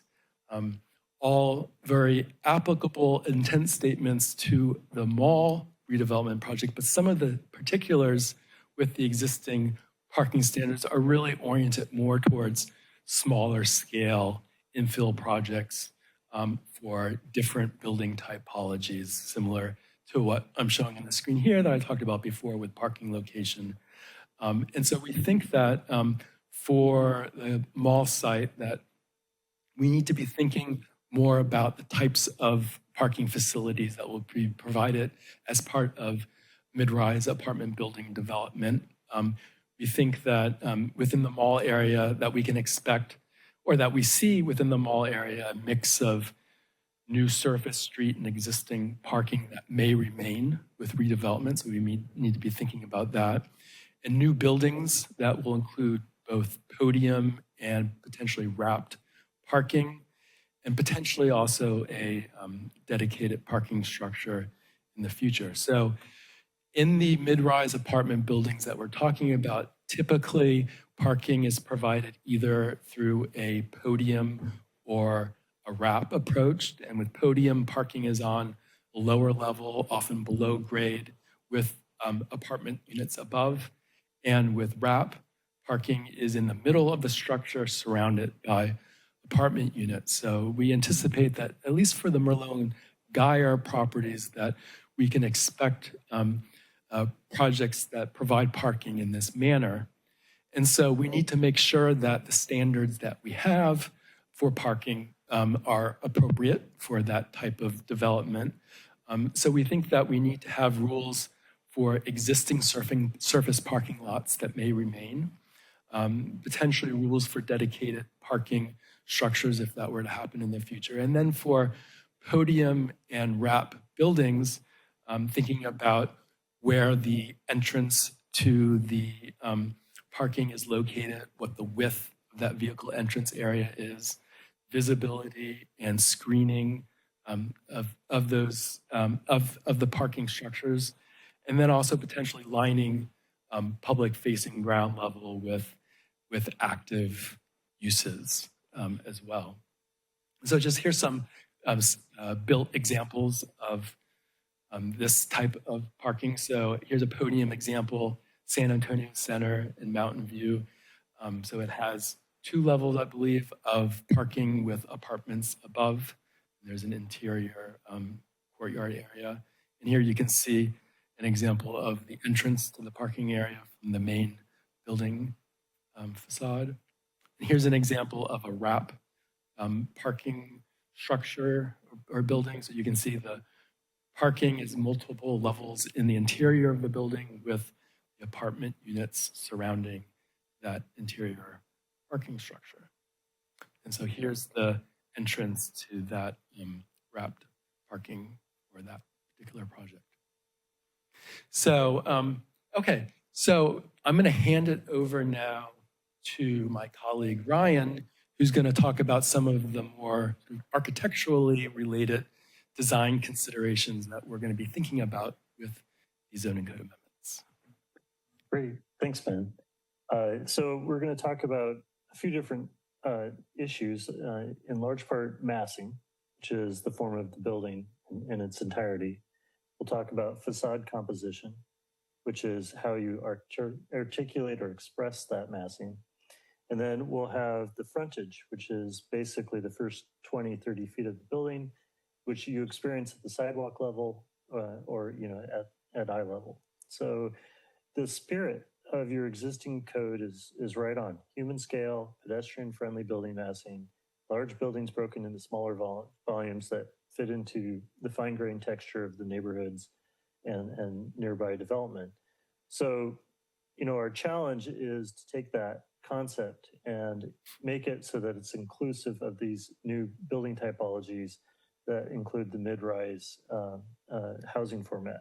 Next slide. So the unique redevelopment considerations for the site, because it is of large scale and because internalizing structured parking into the building itself, especially in the wrapped form, it requires bigger buildings in order to achieve the kind of efficiency that delivers a financially feasible mid-rise building. So we will be looking at larger building footprints. We will be looking at taller buildings. And we will be looking at buildings that aren't just facing 41st or Capitola or outward, they'll be facing internal streets or public spaces. Next slide. So how do we bring these larger building typologies into a human scale and something that feels comfortable at the street and something that feels at scale with Capitola? And so we need to look very closely at the maximum building lengths, which was something that Ben brought up earlier. We want to make sure that the site is walkable, bikeable, easy to traverse. We're going to have to look at varied building heights, especially parapet modulation. So the building doesn't just have a straight flat top, that it has some visual interest kind of where it hits the sky. The modulation standards, we really need to be careful that as we write the objective design standards, that we actually don't create really repetitive buildings. I think that's been a mistake of some of the early objective design standards in other cities, is they'll say, every 30 feet do this, and it kind of looks like a cruise ship at the end of the day. So we want to avoid some of those issues that create repetition. And then larger major massing breaks. I think this is really important. When you see a building that is 300 feet long, in order to make it feel more of a human scale, there need to be some modulations of that overall mass. And so we'll show some examples of that in the following slides. Next slide. So part of this process involves finding good examples, finding projects that maybe to begin with, we think are great examples, but we want to hear from you and get your feedback. And that's part of this process. This one here, we thought did some really interesting things. They used contrast in colors, contrast in materials, and then also contrast in the building plane. There's parts that come forward, there's parts that go higher to create visual interest and scale. So it doesn't feel like one large box.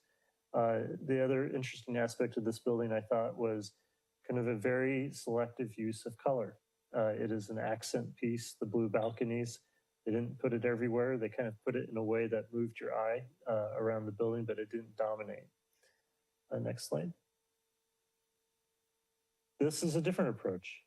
This is in South San Francisco, and which is an older, more urban city. And kind of interestingly, the people there really value their downtown and the architecture in their downtown. This is not in the downtown, but that desire for that influence was expressed here with the brick. So you'll notice that even though this is a 6-story building, the brick brings it down to the street, and your eye goes to the brick. And if you're there in person, there's a lot of really nice detailing around how the brick is framed with the storefronts and the canopies. They really made sure that it was a very complete and nicely executed project. The other really interesting, I think, aspect of this is how they treated the corner. There is an element that's slightly taller. It pops the roof up. They have the building corners expressed in a way that creates a small plaza, and they have a very judicious amount of retail in that one location. Next slide. This is another approach. For this project here, it's a single project, but they created essentially two material palettes. On the right, you have the earth tones kind of color, slightly different roof forms. And then on the left, you'll see more of the cooler colors, slightly different articulation at the base. And again, it's, I think some of the essence of a lot of American cities is that a single block has multiple buildings, and that gives it visual interest and a diversity of expression. So kind of bringing some of those ideas, but into a modern language and a modern construction type. Next slide. This is a project that takes a slightly different approach. They primarily use color to differentiate the lower massing from the upper massing. They also use some subtle terracing, not really extreme, but there's some slight setbacks at the upper levels that create terraces, which they adorned with trellises. So there's a mix of kind of big scale moves and fine grain scale moves that help give this building a more visual interest and make it more human scale. Next slide. So the next scale in, from massing, then we go to facade composition. And this is really introducing how do you make the surfaces of these buildings, the textures of these buildings, attractive and appealing. And again, I think your existing standards captures the spirit, but we need to really apply it to a more significant size building. Next slide. So this was, I alluded to this a little earlier. We want to make sure that our standards don't create this. And I think it goes without saying that 300 feet of the same thing is something nobody wants. So we'll be careful not to do that in our codes. Next slide. So there are different approaches to bringing scale to facades. And we have some examples that we'll look at tonight. One approach is to break the facade really into sections. And those sections can either be of a like or similar language, or they can express different facade languages entirely, which is somewhat like a more traditional downtown. So the other consideration as we study this site and look at what the length of the facades might be, we might consider criteria that says, if your facade is greater than 200 feet, you need X number of facade compositions or breaks. So those will be things that we'll be looking at so that we don't have, the monotony of a single facade or box. Next slide. These are some different ways of looking at how that's done. This is where you use slight changes in plane or you use slight changes in material, but you create breaks between those moments so that there's a distinctive series of expressions along the length of the building, which help make it feel less horizontal and more interesting. Next slide. This is an example where you'll notice that the facade at certain points breaks back, and there's parts of it that come forward, and they've expressed those parts that come forward with different colors to create a rhythm along the street and can create a slightly more vertical expression within this larger horizontal building. I think the other really important thing that we see here is they very carefully designed the ground level frontage, which we'll talk about in a second. But a lot of the retail footprints have shrunk. There's less physical retail than we used to have. And so to create vibrant streets and active street fronts, this building here, for example, has introduced a lot of transparency into their amenity program, which could be fitness centers, lobby, gathering places that help bring life to the street, and I think also help sell the product.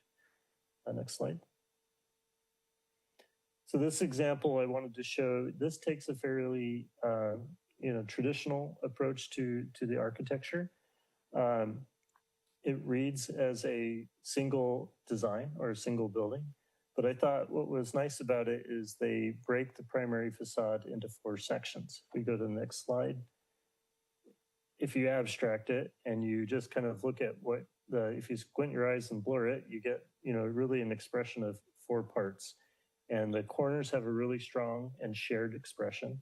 And the central part have a similar expression, but it's second to the corner. And I thought it was a nice way of breaking up this long building into composition elements that are more vertical.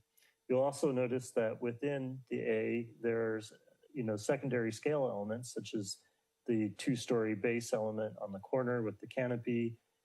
This is where they further break down the expression of the facade to create visual interest and human scale.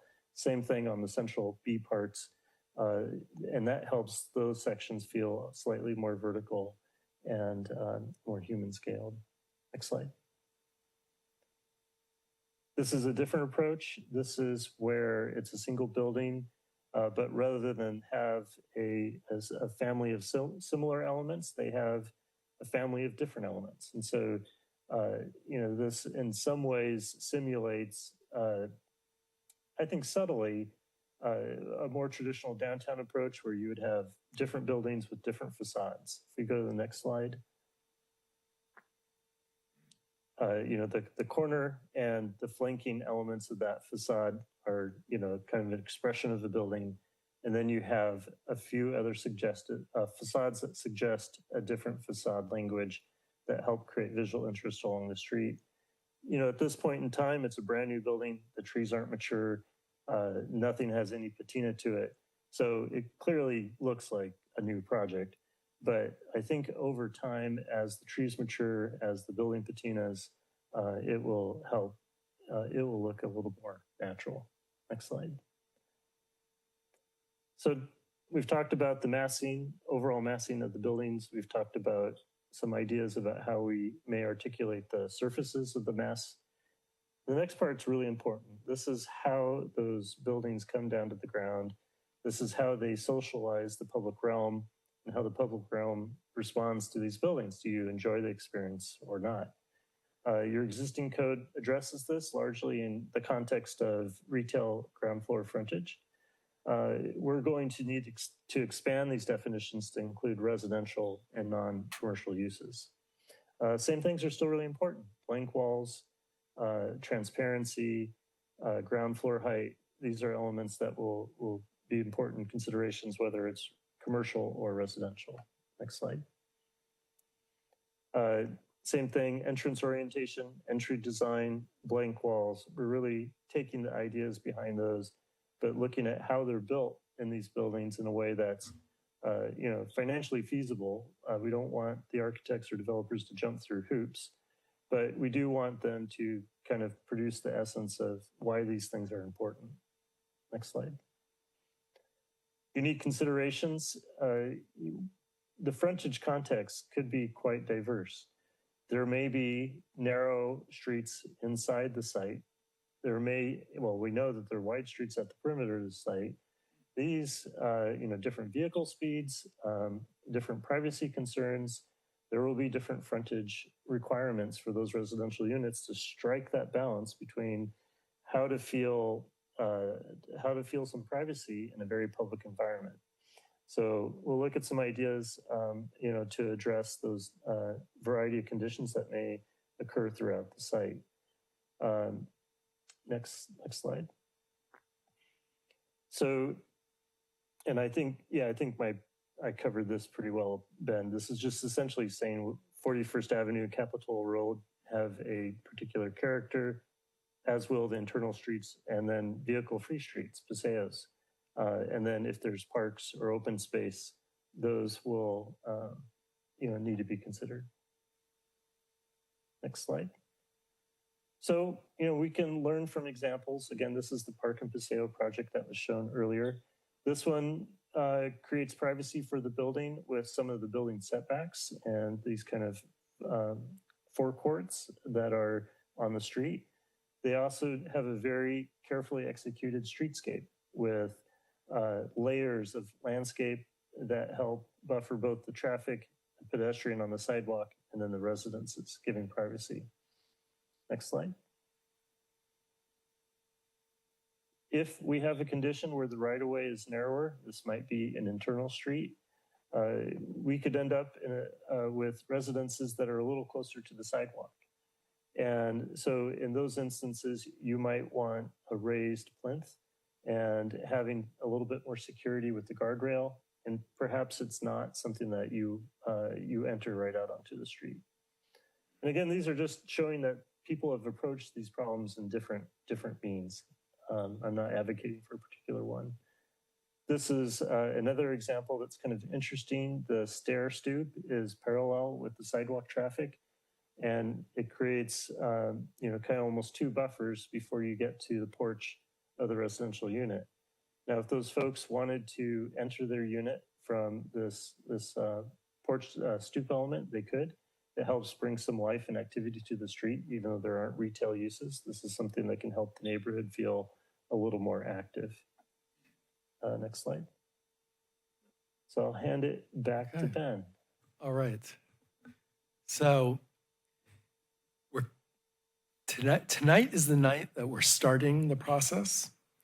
And so we're here to receive your preliminary feedback on material that you've seen tonight and was presented in the staff report. And we're going to use that feedback as we move forward with this process. So some of the questions that we have for you is, of the design considerations that Ryan and I talked through, are there certain things that are particularly important for you? Maybe there are additional design considerations for this scale of development that's important that we didn't talk about, that we should have on our radar. Maybe you saw some example standards that you think are important to address, or some that you saw that you think are not appropriate. We're interested in whether in the example developments that we shared, if there are aspects of those projects that you particularly like or didn't like, that would be useful to hear, or features that you would like to see in Capitola. So again, this is the starting point, receive some preliminary input from you. We're gonna have the community meeting next week, get some more input, and then we can use that to develop more content to bring back to you. And any other comments or questions that you have about this process, we'd love to hear about that now as we move forward in this effort. So with that, conclude my presentation and bring it back to the commission. And I was just going to add to that if there aren't specific questions for us, this is a work session item, but we do have a member of the public here, or a couple members of the public. If we want to open public comment, you're welcome to do so within a work session. I was going to do that now, and then we can talk. So anybody from the public that want to comment on Ben and Ryan's presentation? Good evening. My name is Ralph Sonnenfeld. I'm a member of Santa Cruz EMB, a volunteer lead and land use policy consultant. And thanks for listening to me this evening. I think everyone shares the goals of having the mall be a redevelopment site that meets a ton of community needs and provides many benefits to the community. And I appreciate that we're being thoughtful about how we're going to get there. I think there are a couple aspects I wanted to make sure that you're thinking about in the design process. And where I wanted to start with is the floor area ratio, or FAR. Right now, I believe the zoning code for the mall limits the FAR to 1.5, and with some sort of subjective public benefit requirements, it allows the Planning Commission to increase that to 2.0. Now, if we're increasing the heights to 75 feet, I don't know that even a FAR of 2.0 is necessarily going to get us the floor area that makes a feasible project. I think if you look around the state, if you look at other mall redevelopment projects, you'll see that those FARs tend to be, I think, more in like the 3 to 5 area. And so as you're thinking about how to facilitate a project, you're going to want to be thinking about like how do we get a feasible floor area, including a good FAR, and be thinking about incentives that can get over the 2 to something that is a viable project.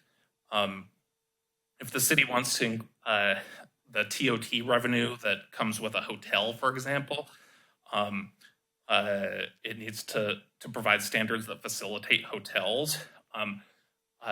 Right now, there are a couple bills on the governor's desk that will potentially eliminate the use of the state density bonus law for hotel projects. And so it's going to be really important if the city wants to make sure that a hotel project's feasible, that the city's own zoning standards really facilitate that project. So again, make sure that the FAR is feasible for a hotel as well. And that also goes for parking. I think the parking minimums in the city of Capitola right now are still too high, especially for family-size units, because the city currently requires 2 parking spaces for any home any home in a multifamily project that's more than 750 square feet, and still requires 1.5 parking spaces for apartments that are between 500 and 750 square feet. Thank you. Thank you very much. Okay. Yeah, so you presented a lot of material here for us to take in, but I guess we'll just start. Any commissioners want to speak up first? Yeah, and following the meeting, we'll post this presentation for you as within the agenda. Okay, what do we all think is the most important stuff to include? Anyone want to start?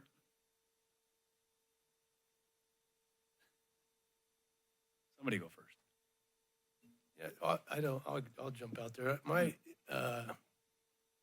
For me, I like to just take a step back before we get too far into even this nice features, and those were great presentations. I felt like I should have got some college credits for design there. That was really a good presentation, but and I think there's a lot of options that we're going to have to look at. I like to go back a little bit to just function and looking out for the best interests of the city.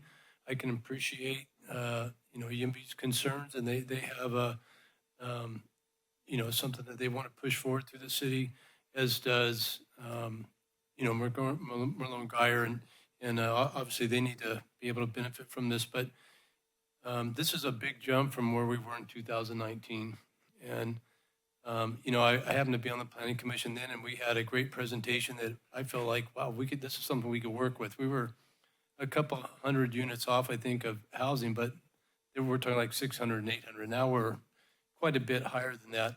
And my concern is this for the city is, if anyone's aware of where we are financially in the city, it's not looking great for us. And I think down the road where we need to look at protecting the city on the revenue side is going to be hotels, as mentioned, and retail. And so while I understand that we're tied with this ACD requirement of these homes, and that may benefit Merlone Geyer if they want to get into the housing business. I'm not really sure what their commitment is there, but to me, it takes away the city's ability to bring in income and be able to support the city and those that live in our community by having this retail space. So what I really didn't see there, I know what we're talking about is housing units, but I don't see what we have as far as like retail space, functional retail space. And right now the mall is, while it's functioning, we've lost quite a bit of tax revenue over the years, not having some of those larger anchor stores. I know right before I transitioned off the board, we looked at the Sears was sold out to Merlone Geyer, but we had 3 anchor stores that we're looking at going in there at the time, which would have benefited us over these last 7 or 8 years. So I guess I was hoping to hear more about how we would have that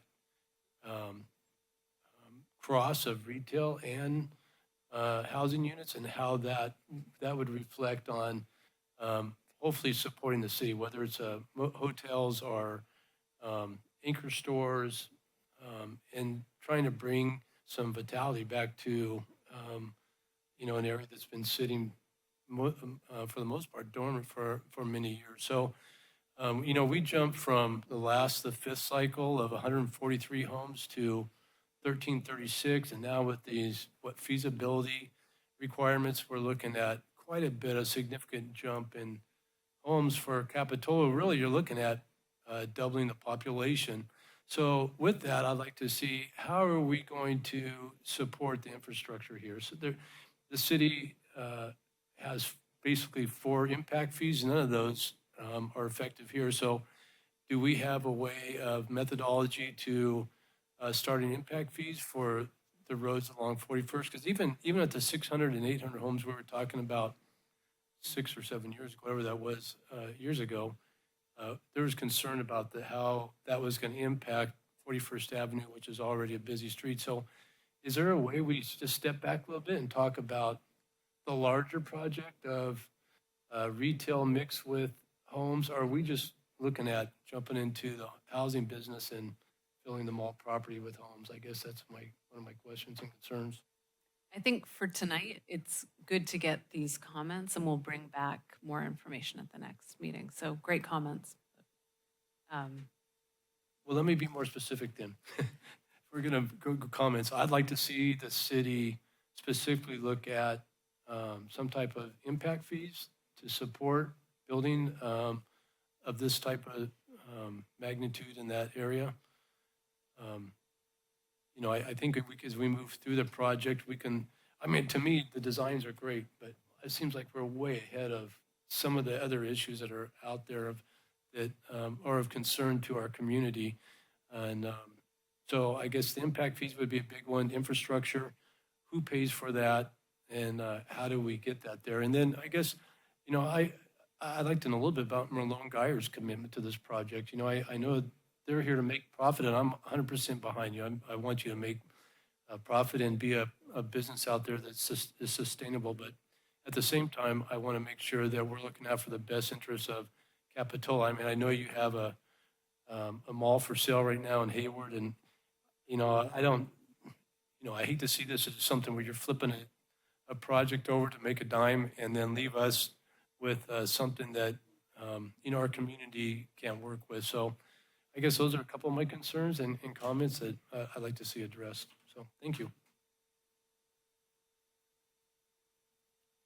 That is quite the comment to follow up right there. I agree with, with this opportunity with Capitola. I think it was one of the meetings that one of our commission meetings or maybe a council meeting earlier, that TOT tax revenue is like one of our biggest shares right there. So to be able to pass that up and seeing that's what's coming down fiscally, just being able to diversify and just maximize those kind of like revenue streams, really I think would be, really prudent for our community in there. Saying that, are we just talking about design aspects right now, or are we open to questions for? We're open to questions, and we did hire as part of this. I think there's $10,000 part of the budget for economic analysis. So we will be looking at that in the overall project. And I appreciate that. And where does that fall into this process? We're looking at the end of October. We're going to be starting meetings and moving forward. Is that economic? Yeah, we're trying to schedule our kickoff meeting with the economic piece to this. So internally with staff, but it'll be throughout. In terms of it'll be part of this through the December adoption. Great, thank you. Yep.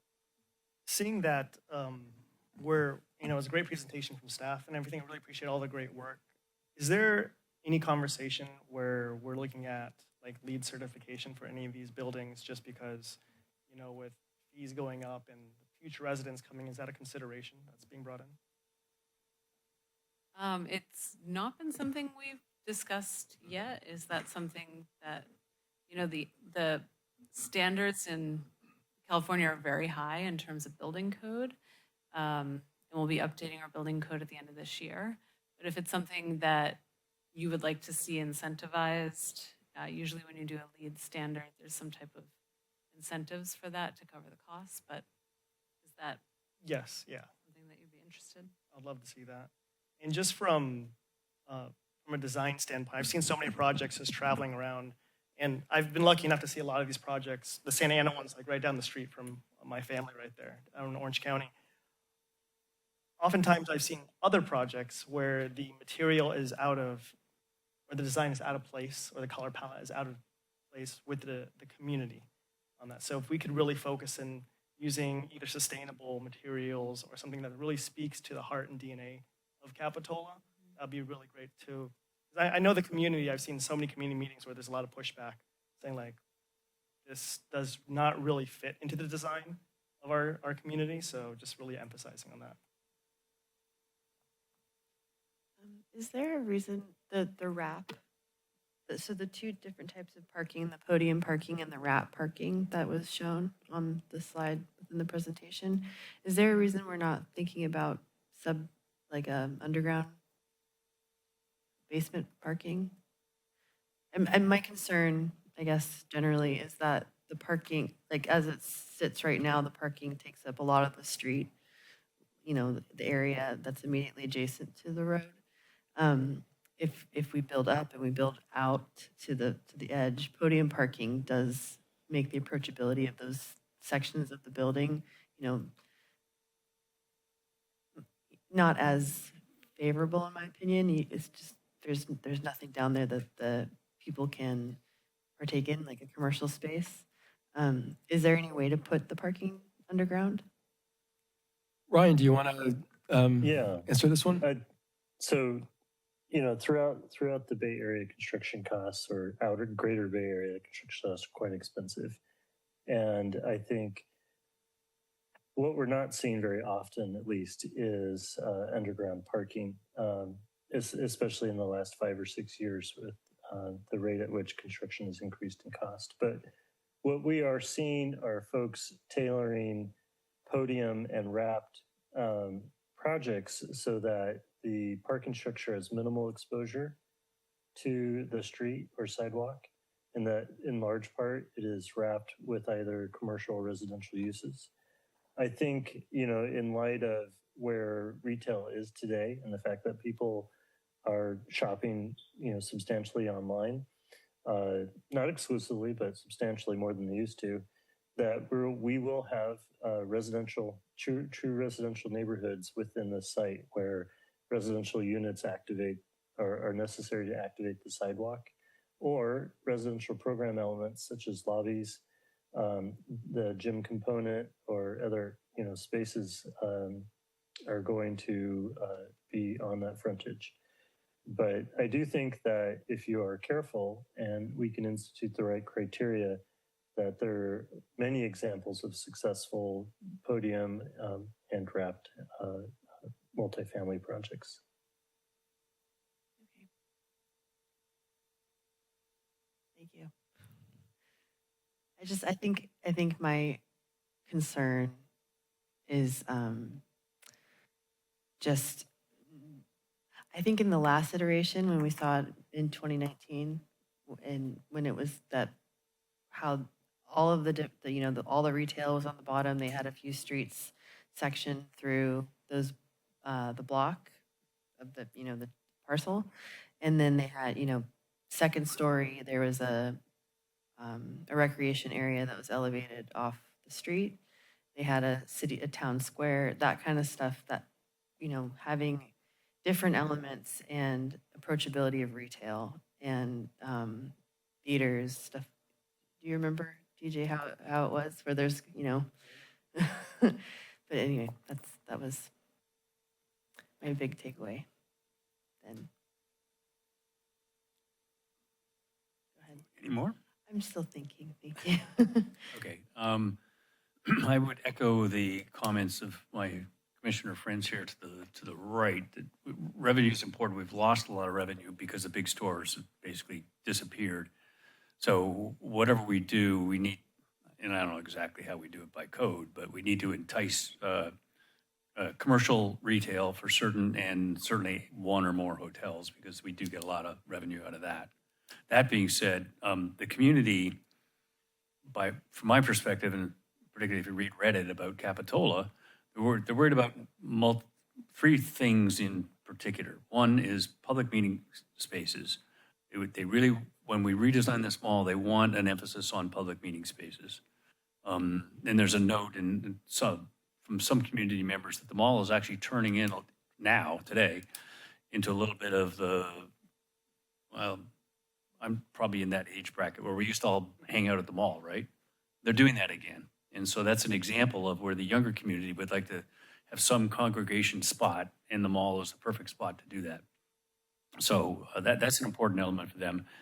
Traffic is the number one thing that people are really worried about, is how do we manage traffic? So how we codify street design. I don't know exactly how you do that, but something that will address the 41st and Capitola Road traffic, as well as the internal traffic in the mall, so we don't have these, jam zones inside the interior part of the mall.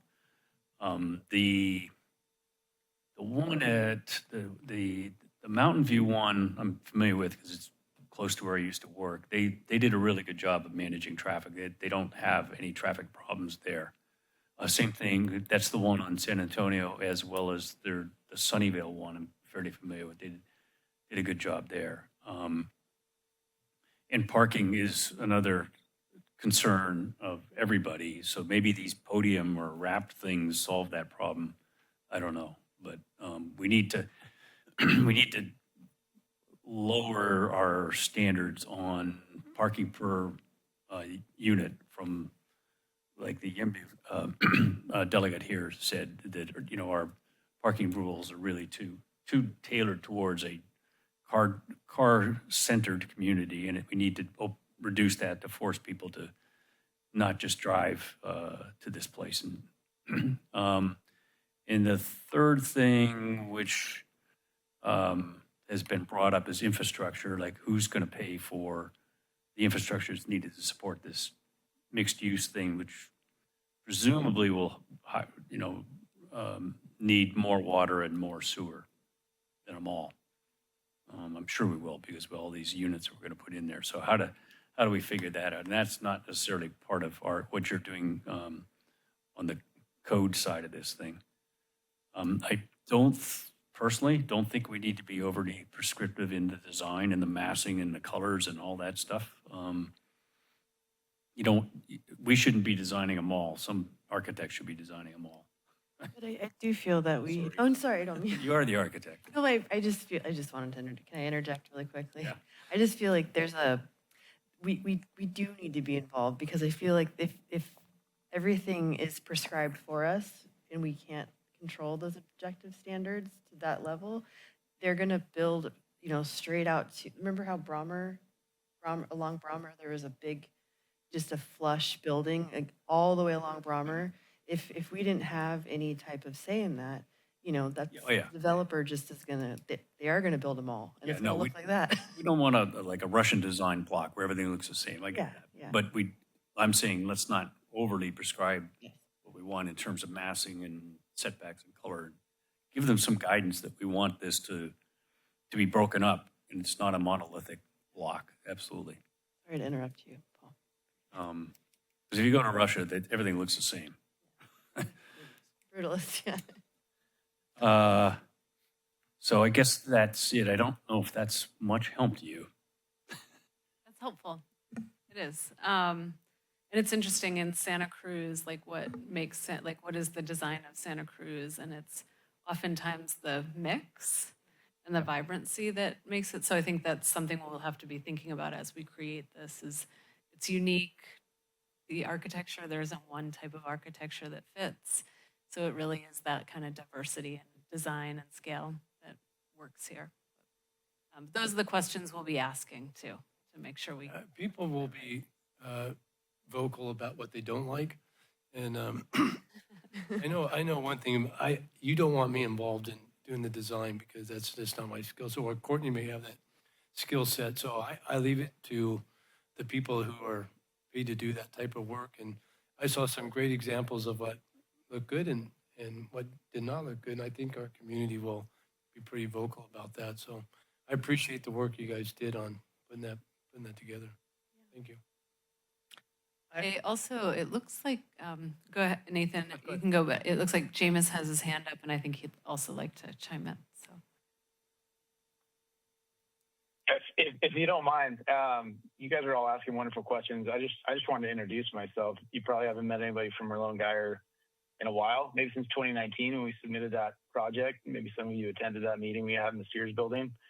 I was at the city council meeting a couple weeks ago, and I've been working with Katie and Jamie and now Ben, just answering questions and giving them some of our feedback, and just wanted to let you know that this process is definitely a precursor to a bigger planning process that will be much more involved in and touching on a lot of the questions that you're asking. I'm making note of the questions you're asking. I could go into and give you detailed answers about infrastructure and traffic and all those things. Right now is probably not the right time unless everyone wanted to stay here a little bit longer. But I just wanted to let you know that this is definitely not, the last conversation. We're hoping that we can have a set of zoning code regulations that we can design a project that will work for everybody and it'll meet the design objectives that you guys lay out. It'll also allow us to justify tearing down portions of existing operating commercial retail and hopefully create some more housing opportunities. And we've talked about hotels, we've talked about affordable housing buildings. So all those things are very much on our mind and something, things that we've done in other projects that we've worked on throughout the state, as well as just other parts of the West Coast. So I just wanted to make that note. I'm happy to answer any questions to the extent there are any, but I just wanted to chime in there a little bit. Thank you for that. Thanks. You're welcome. Thank you for that. So as I'm a newer commissioner, I'm trying to get the landscape of all the changes that are happening at the state level. And one of my questions was, with us rezoning this, would it fall under the CEQA exemption, under that those new assembly bills? State bills? So we're looking into that because the CEQA exemption is tied to rezoning under the housing element. And we just did, this is not a required rezone. We're updating our zoning standards. So we are in dialogue with Layla's been assisting us and Ben. We've been going through this. It's new state law that came into being on, I think, July 1st. So we're doing the analysis now, but otherwise we would tie it to our housing element update and the updated just EIR assessment that was tied to that. So anything to add to that? Layla or Ben? Nothing for me. No, I think you about covered it. Yeah, we're definitely taking a look at that. If we can find an applicable exemption, obviously that would be great. We can streamline the process much more easily. But we'll have to kind of take a look, and we're reviewing the previous environmental documents, prepared for the housing element and the general plan EIR, and just seeing if there's any streamlining we can look into there as well, keeping in mind that there is not really a project per se, in terms of what we think of as a, construction project before us. But obviously for this process, we'd like to see how effectively and quickly we can do it as well. Awesome, thank you.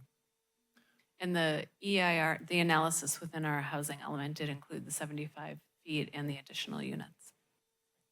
Actually, I do have a question for you, Jameis, because you have a lot of properties around the country. Are you seeing the end of the big stores, the anchor stores, or in general? Is there any hope for them coming back, or they're gone? There's definitely been a right sizing. That's a great question.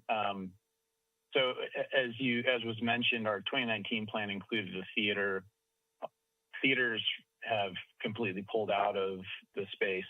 No one's signing new leases for theaters. A lot of the theaters that we have, they're either closing or they're really struggling. The whole delivery model, as you're aware, with streaming and everything, has really changed and impacted those businesses. So a number of the tenants who we would have been vying for to take a theater box, for example, or have gone bankrupt, and those who are still operating are not really expanding. So that's one example. In terms of the boxes, they're definitely shrinking their footprint. We're not seeing the most active users in, kind of larger occupiers of space are the TJ Maxx, the Marshalls, the Ross, the Nordstrom Racks, the off-price retailers. That's really who we see expanding. And then the grocery store categories. And what's interesting in this location in particular, you have Kohl's, Macy's, and Target and Ross that will all essentially remain, as you noted on the map before. And then you have Trader Joe's and Whole Foods kind of across the street. You've got a lot of retail already here. And so it is a pretty competitive market from that perspective. And as was mentioned, with construction costs have really gone to a level that the rents that a lot of those retailers can pay can no longer justify the cost of them being on the ground floor of a multifamily building. The cost of building that concrete structure to kind of provide them with the bay depths and the loading and the clear heights that they need for them to operate effectively are extremely challenging in a mixed use or vertical mixed use context. They need to be a minimum of 35,000 square feet. They're very deep. The loading demands are significant. So that's why it was mentioned, the 2019 plan, it feels like a lifetime ago when those projects, that project would have penciled. It's just not viable in the current market that we're looking at, both from an occupier, demand perspective, as well as just from a rent to cost differential. Thank you. What about hotels? Do they integrate into this type of design? Where there's opportunities with hotels, the Fairfield Inn that you have there is unique in that it was constructed, I think, at a time when a concrete, podium structure made sense. It's very difficult for a hotel to pencil with structured parking today, at least a limited service or the type of hotel that would likely be here, which, maybe it's an upscale or an extended stay. So it's typically a surface parked 4 or 5-story wood frame construction. And so where there's probably opportunity here, as was noted, we have a number of surface parking lots that have to remain because of leasehold controls. So like Target, Kohl's, Macy's, even some of the banks that are adjacent to us that we don't own, there are controls that those parking lots have to remain. And so they have to remain, but they also they can be utilized. And so the thought is, in some of those instances, placing a hotel adjacent to some of those surface parking lots is a smart way to take advantage of that surface parking, if that makes sense. Yeah. So yeah, to answer your question, the hotel use is definitely something that we think would make sense. Okay, thank you. All right, any other comments, commissioners? Any more questions from us, Ben, or of us? No. Okay, thank you. All right, with that, where are we? We are on public hearing 6C, the Cliff Drive Resiliency Project. Thank you, James. You can head to bed now. Thank you. All right. Yes, good evening, commissioners. And I also just want to thank the whole team. Thank you, Ben, for being here tonight and assisting with us and answering questions. I'm going to go through this really quickly. At our last Planning Commission meeting, we had LCP and LUP updates that were tied to the Cliff Drive Resiliency Project. The Cliff Drive Resiliency Project has had multiple public outreach meetings, as well as updates to the city council as part of this project.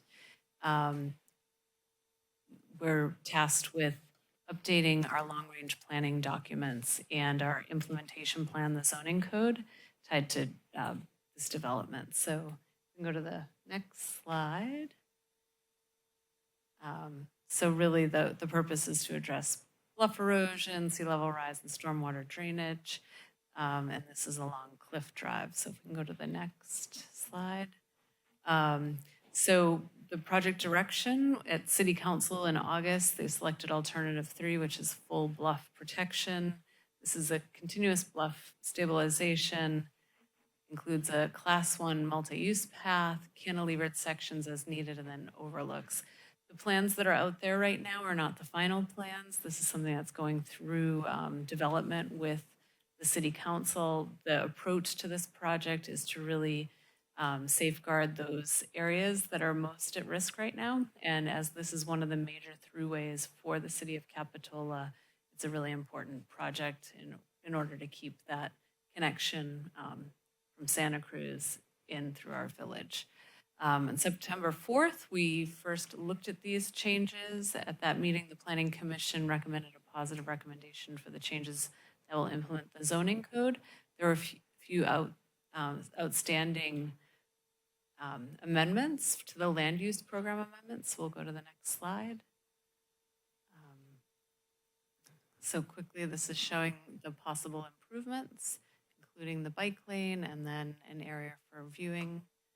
And this is on our website. If anyone from home is watching and wants more information on our Public Works page, they have a page that gets into all the details. Next slide, please. This is a section showing the class 1 lane, the cars, the bicycle on the inside, in the lanyard side, and parking. Like I said, right now, this is all, it hasn't been approved by the City Council, the final design, but this is what they are considering. Next slide, please. And this is showing the possible phasing based on the areas that are at most risk. Next slide. So why we are doing this, we need to update our code and our long-range planning documents in order to be able to issue a coastal development permit for the Cliff Drive project in the future. So next slide. And the LCP land use amendments, the 4 that are listed here were in the original packet that you saw at our last Planning Commission meeting. And if we go to the next slide, the changes that have happened since then, this is the list that was provided in your staff report. Very specific changes to their references to bicycles, in which we updated that to multimodal transportation. Also just outlining, there's some numbering issues there that have been fixed. Removing RTC references that should be removed. Also fixing a policy statement regarding the 50-year planning horizon. Another item that came up at the meeting was to remove the stormwater or a requirement for stormwater filtration and invasive species requirements. So that has been removed. And then there was an additional reference to Southern Pacific Railroad when it should be the Regional Transportation Commission. And we also removed language around acquisition of right-of-way by the RTC of Capitola's right-of-way. So, and then the Hooper Stairs, the first thing, that was the outdated information. So with that, I do have those sections available that we could pull them up. In your packet, they were highlighted, the changes. So if there are any questions, this concludes my presentation. And tonight we're recommending recommending that the city adopt a resolution. The Planning Commission is recommending that City Council approve the amendments to the Land Use Plan Chapters 2 and 7. So with that, I'm available for questions. Thank you. Okay. Any questions from the staff, of the staff on this? The only, and it seems like we're all the way through this project, but we're talking about Cliff Drive resiliency, and really a big portion of that, I think, is about helping protect our wharf. And I think we know that we were getting a lot of bounce back from the ocean during the storms. That's kind of up about the middle section of the wharf. At least that's what I understand. And but with that, I'm not sure why. And I understand that if there's private property to the south or to the east of the Hooper staircase there, but it seems like whatever we do there, we need to tie in with the homeowners so that that is protected all the way around to protect Hooper's Beach, the staircase. Is that part of the plan? And I didn't see it in phase 3, so I'm not sure where it would tie in. So that came up at the last city council meeting, and the direction was for city staff to begin working with the private property owners and seeing, because this is public funds, the funds cannot be utilized to for improvements in front of the property owners, but we are going to start working together to make sure that their planning will tie in seamlessly with the city and just have a combined working relationship. And so that's all I'm asking for, is that we work with them so it's a consistent, contiguous wall that protects around that area. And while it's private property, it has a major effect on Hooper's Beach and the wharf, I think. So I think it's important that we make that part of the overall plan so it's not just piecemeal. And then, I appreciate you putting the multimodal part in there. I guess, I asked questions about the Class 1 bike lane before, because it's like the Class 1 bike lane to nowhere. Basically, it terminates at the end of that lower parking lot. So, I don't know if we can put wording in there. I know at one time the city, I think I sent you, had mentioned with the RTC we supported the Ultimate Trail with the option A with the trail next to it. And now we have a letter from the RTC, and I don't know if you folks have seen it yet, and my colleagues here, but there were questions they responded to from one of our city council members, Councilmember Jensen and Mayor Clark, basically stating that their plan is to keep everything on the corridor, including over the trestle. So I think that really helps us with that concern of bicycle safety, is getting it through our town. And I can certainly see having that Class 1 bike lane coming down Cliff Drive as it comes in off of Opal Cliffs and these other areas where they could tie into that. But I see that as a great opportunity for now, is having a safe thoroughfare for bicyclists and pedestrians to get through the town with not having to go through our village, which one would violate our municipal code, and two, really would just be unsafe for people. So I don't know if you can tie that into this process as you move forward, but just a thought. And I appreciate you. Let me make the comments.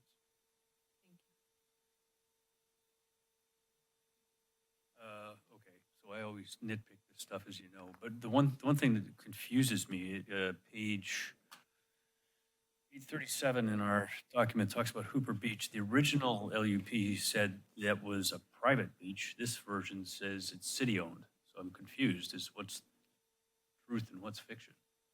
this is city-owned. When did this, was it really owned by Esther H. Hooper at one point? Which, that's what the original language said, just struck out now.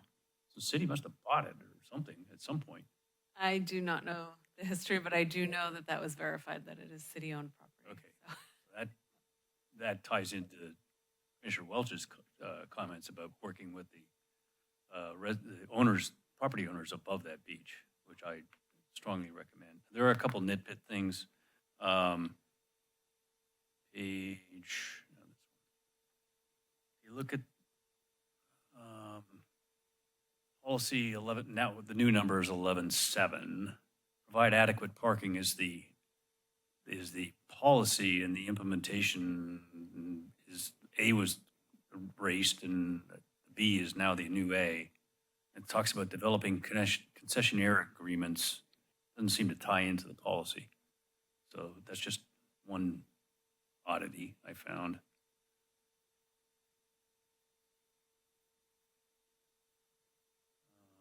The only other thing I had is, I think, on policy. You know, that it is strange because it's under the implementation under A, Yeah. but it ties back to policy 2 or 11. I think it's 2-6. This is under policy 2-7, which is page 35 within the LUP. Mhm. So we could move that. That's an easy one within the recommendations. I'm just going to take a note. Yeah, it's kind of a nit. It doesn't matter. Materially, it doesn't matter. And then just while you're making corrections, what's this comment?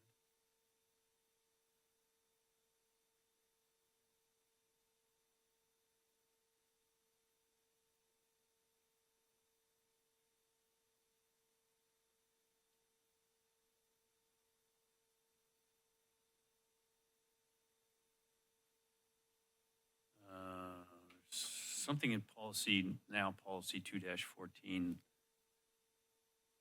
We didn't strike out some of the original language. Now I'm lost in exactly what I was trying to get there. It doesn't matter.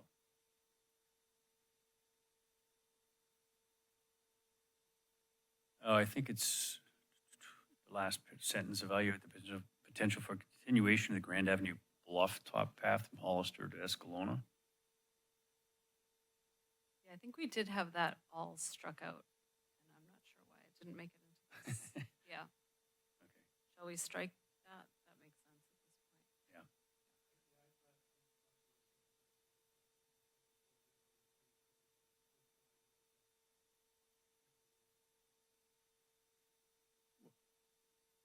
Yeah. Yeah, but this policy applies to the city, right? It's everything, I guess. Yeah, we should be focused on the Cliff Drive elements of this. Anyway, other than that, I think it's good what you took in all those notes that we took last meeting. They seem to be they all have been implemented, which is fine. So with no other comments. We should open the public hearing. Yeah, with no other comments from us, we open it up for public comment if anybody would like to make any. Okay, hearing none, we come back to the commissioners. Any more deliberation before we have a recommendation? And then recommendation will be on the resolution, which is on our version of this is page 830, this voluminous document. Resolution 25-4. Anyway, any other comments before we move on to taking a motion? Nope. Okay, does anybody want to volunteer a motion for this? If you would like, I could read out loud the suggested amendments that I heard, and then someone could ask those to be combined into a motion for the resolution. So the amendments that were requested were to move policy 2-7, the implementation section, to policy 2-6. For policy 2-14, strike the last sentence, which is evaluate the potential for continuation of the Grand Avenue Blufftop Path from Hollister Avenue to Escalona Avenue, concurrent with any development proposal for parcels adjacent to this area. And with that, if you agree with those, you can make a motion and ask those to be incorporated into the motion with those amendments. I'll make a motion to recommend those amendments to the city council and adopt the LCP amendments that you just spoke of to be included. Second. Okay, can we have a roll call, please? Commissioner Q, Aye. Commissioner Welch, Vice Chair Christensen, Chair Esty. Aye. Very good. Thank you very much. That closes the public hearing section. We move on to the director's report. Okay, first, I just want to thank you that I know that this first kickoff meeting was quite long. There's a lot of information, so you passed your first class, 101, on objective standards. Nice job. But we appreciate the feedback tonight and looking forward to this process. The only update I have tonight is just a reminder that next week on Wednesday, there is a community meeting at New Brighton, and hoping to generate a lot of interest in this, so please tell your friends, tell your neighbors. We'd love to get a lot of participation. And it's on the 41st Avenue Corridor Plan and the Capitola Mall, and just really want to understand the vision of the people of Capitola. So, but with that, that's my only update this evening. What was the 2 other meetings that you? Oh, 2 other meeting dates. Thank you. October 30th and November 19th. 6 p.m. or 5 p.m.? Would you rather start early? We could start early. For special meetings, we could start at 5 p.m. 5 p.m. Is anybody in agreement with that? Okay with me for what it's worth. So the 30th, I'm sorry, the other one was, apologies. 19th. 19th, thank you so much. October 30th, November 19th.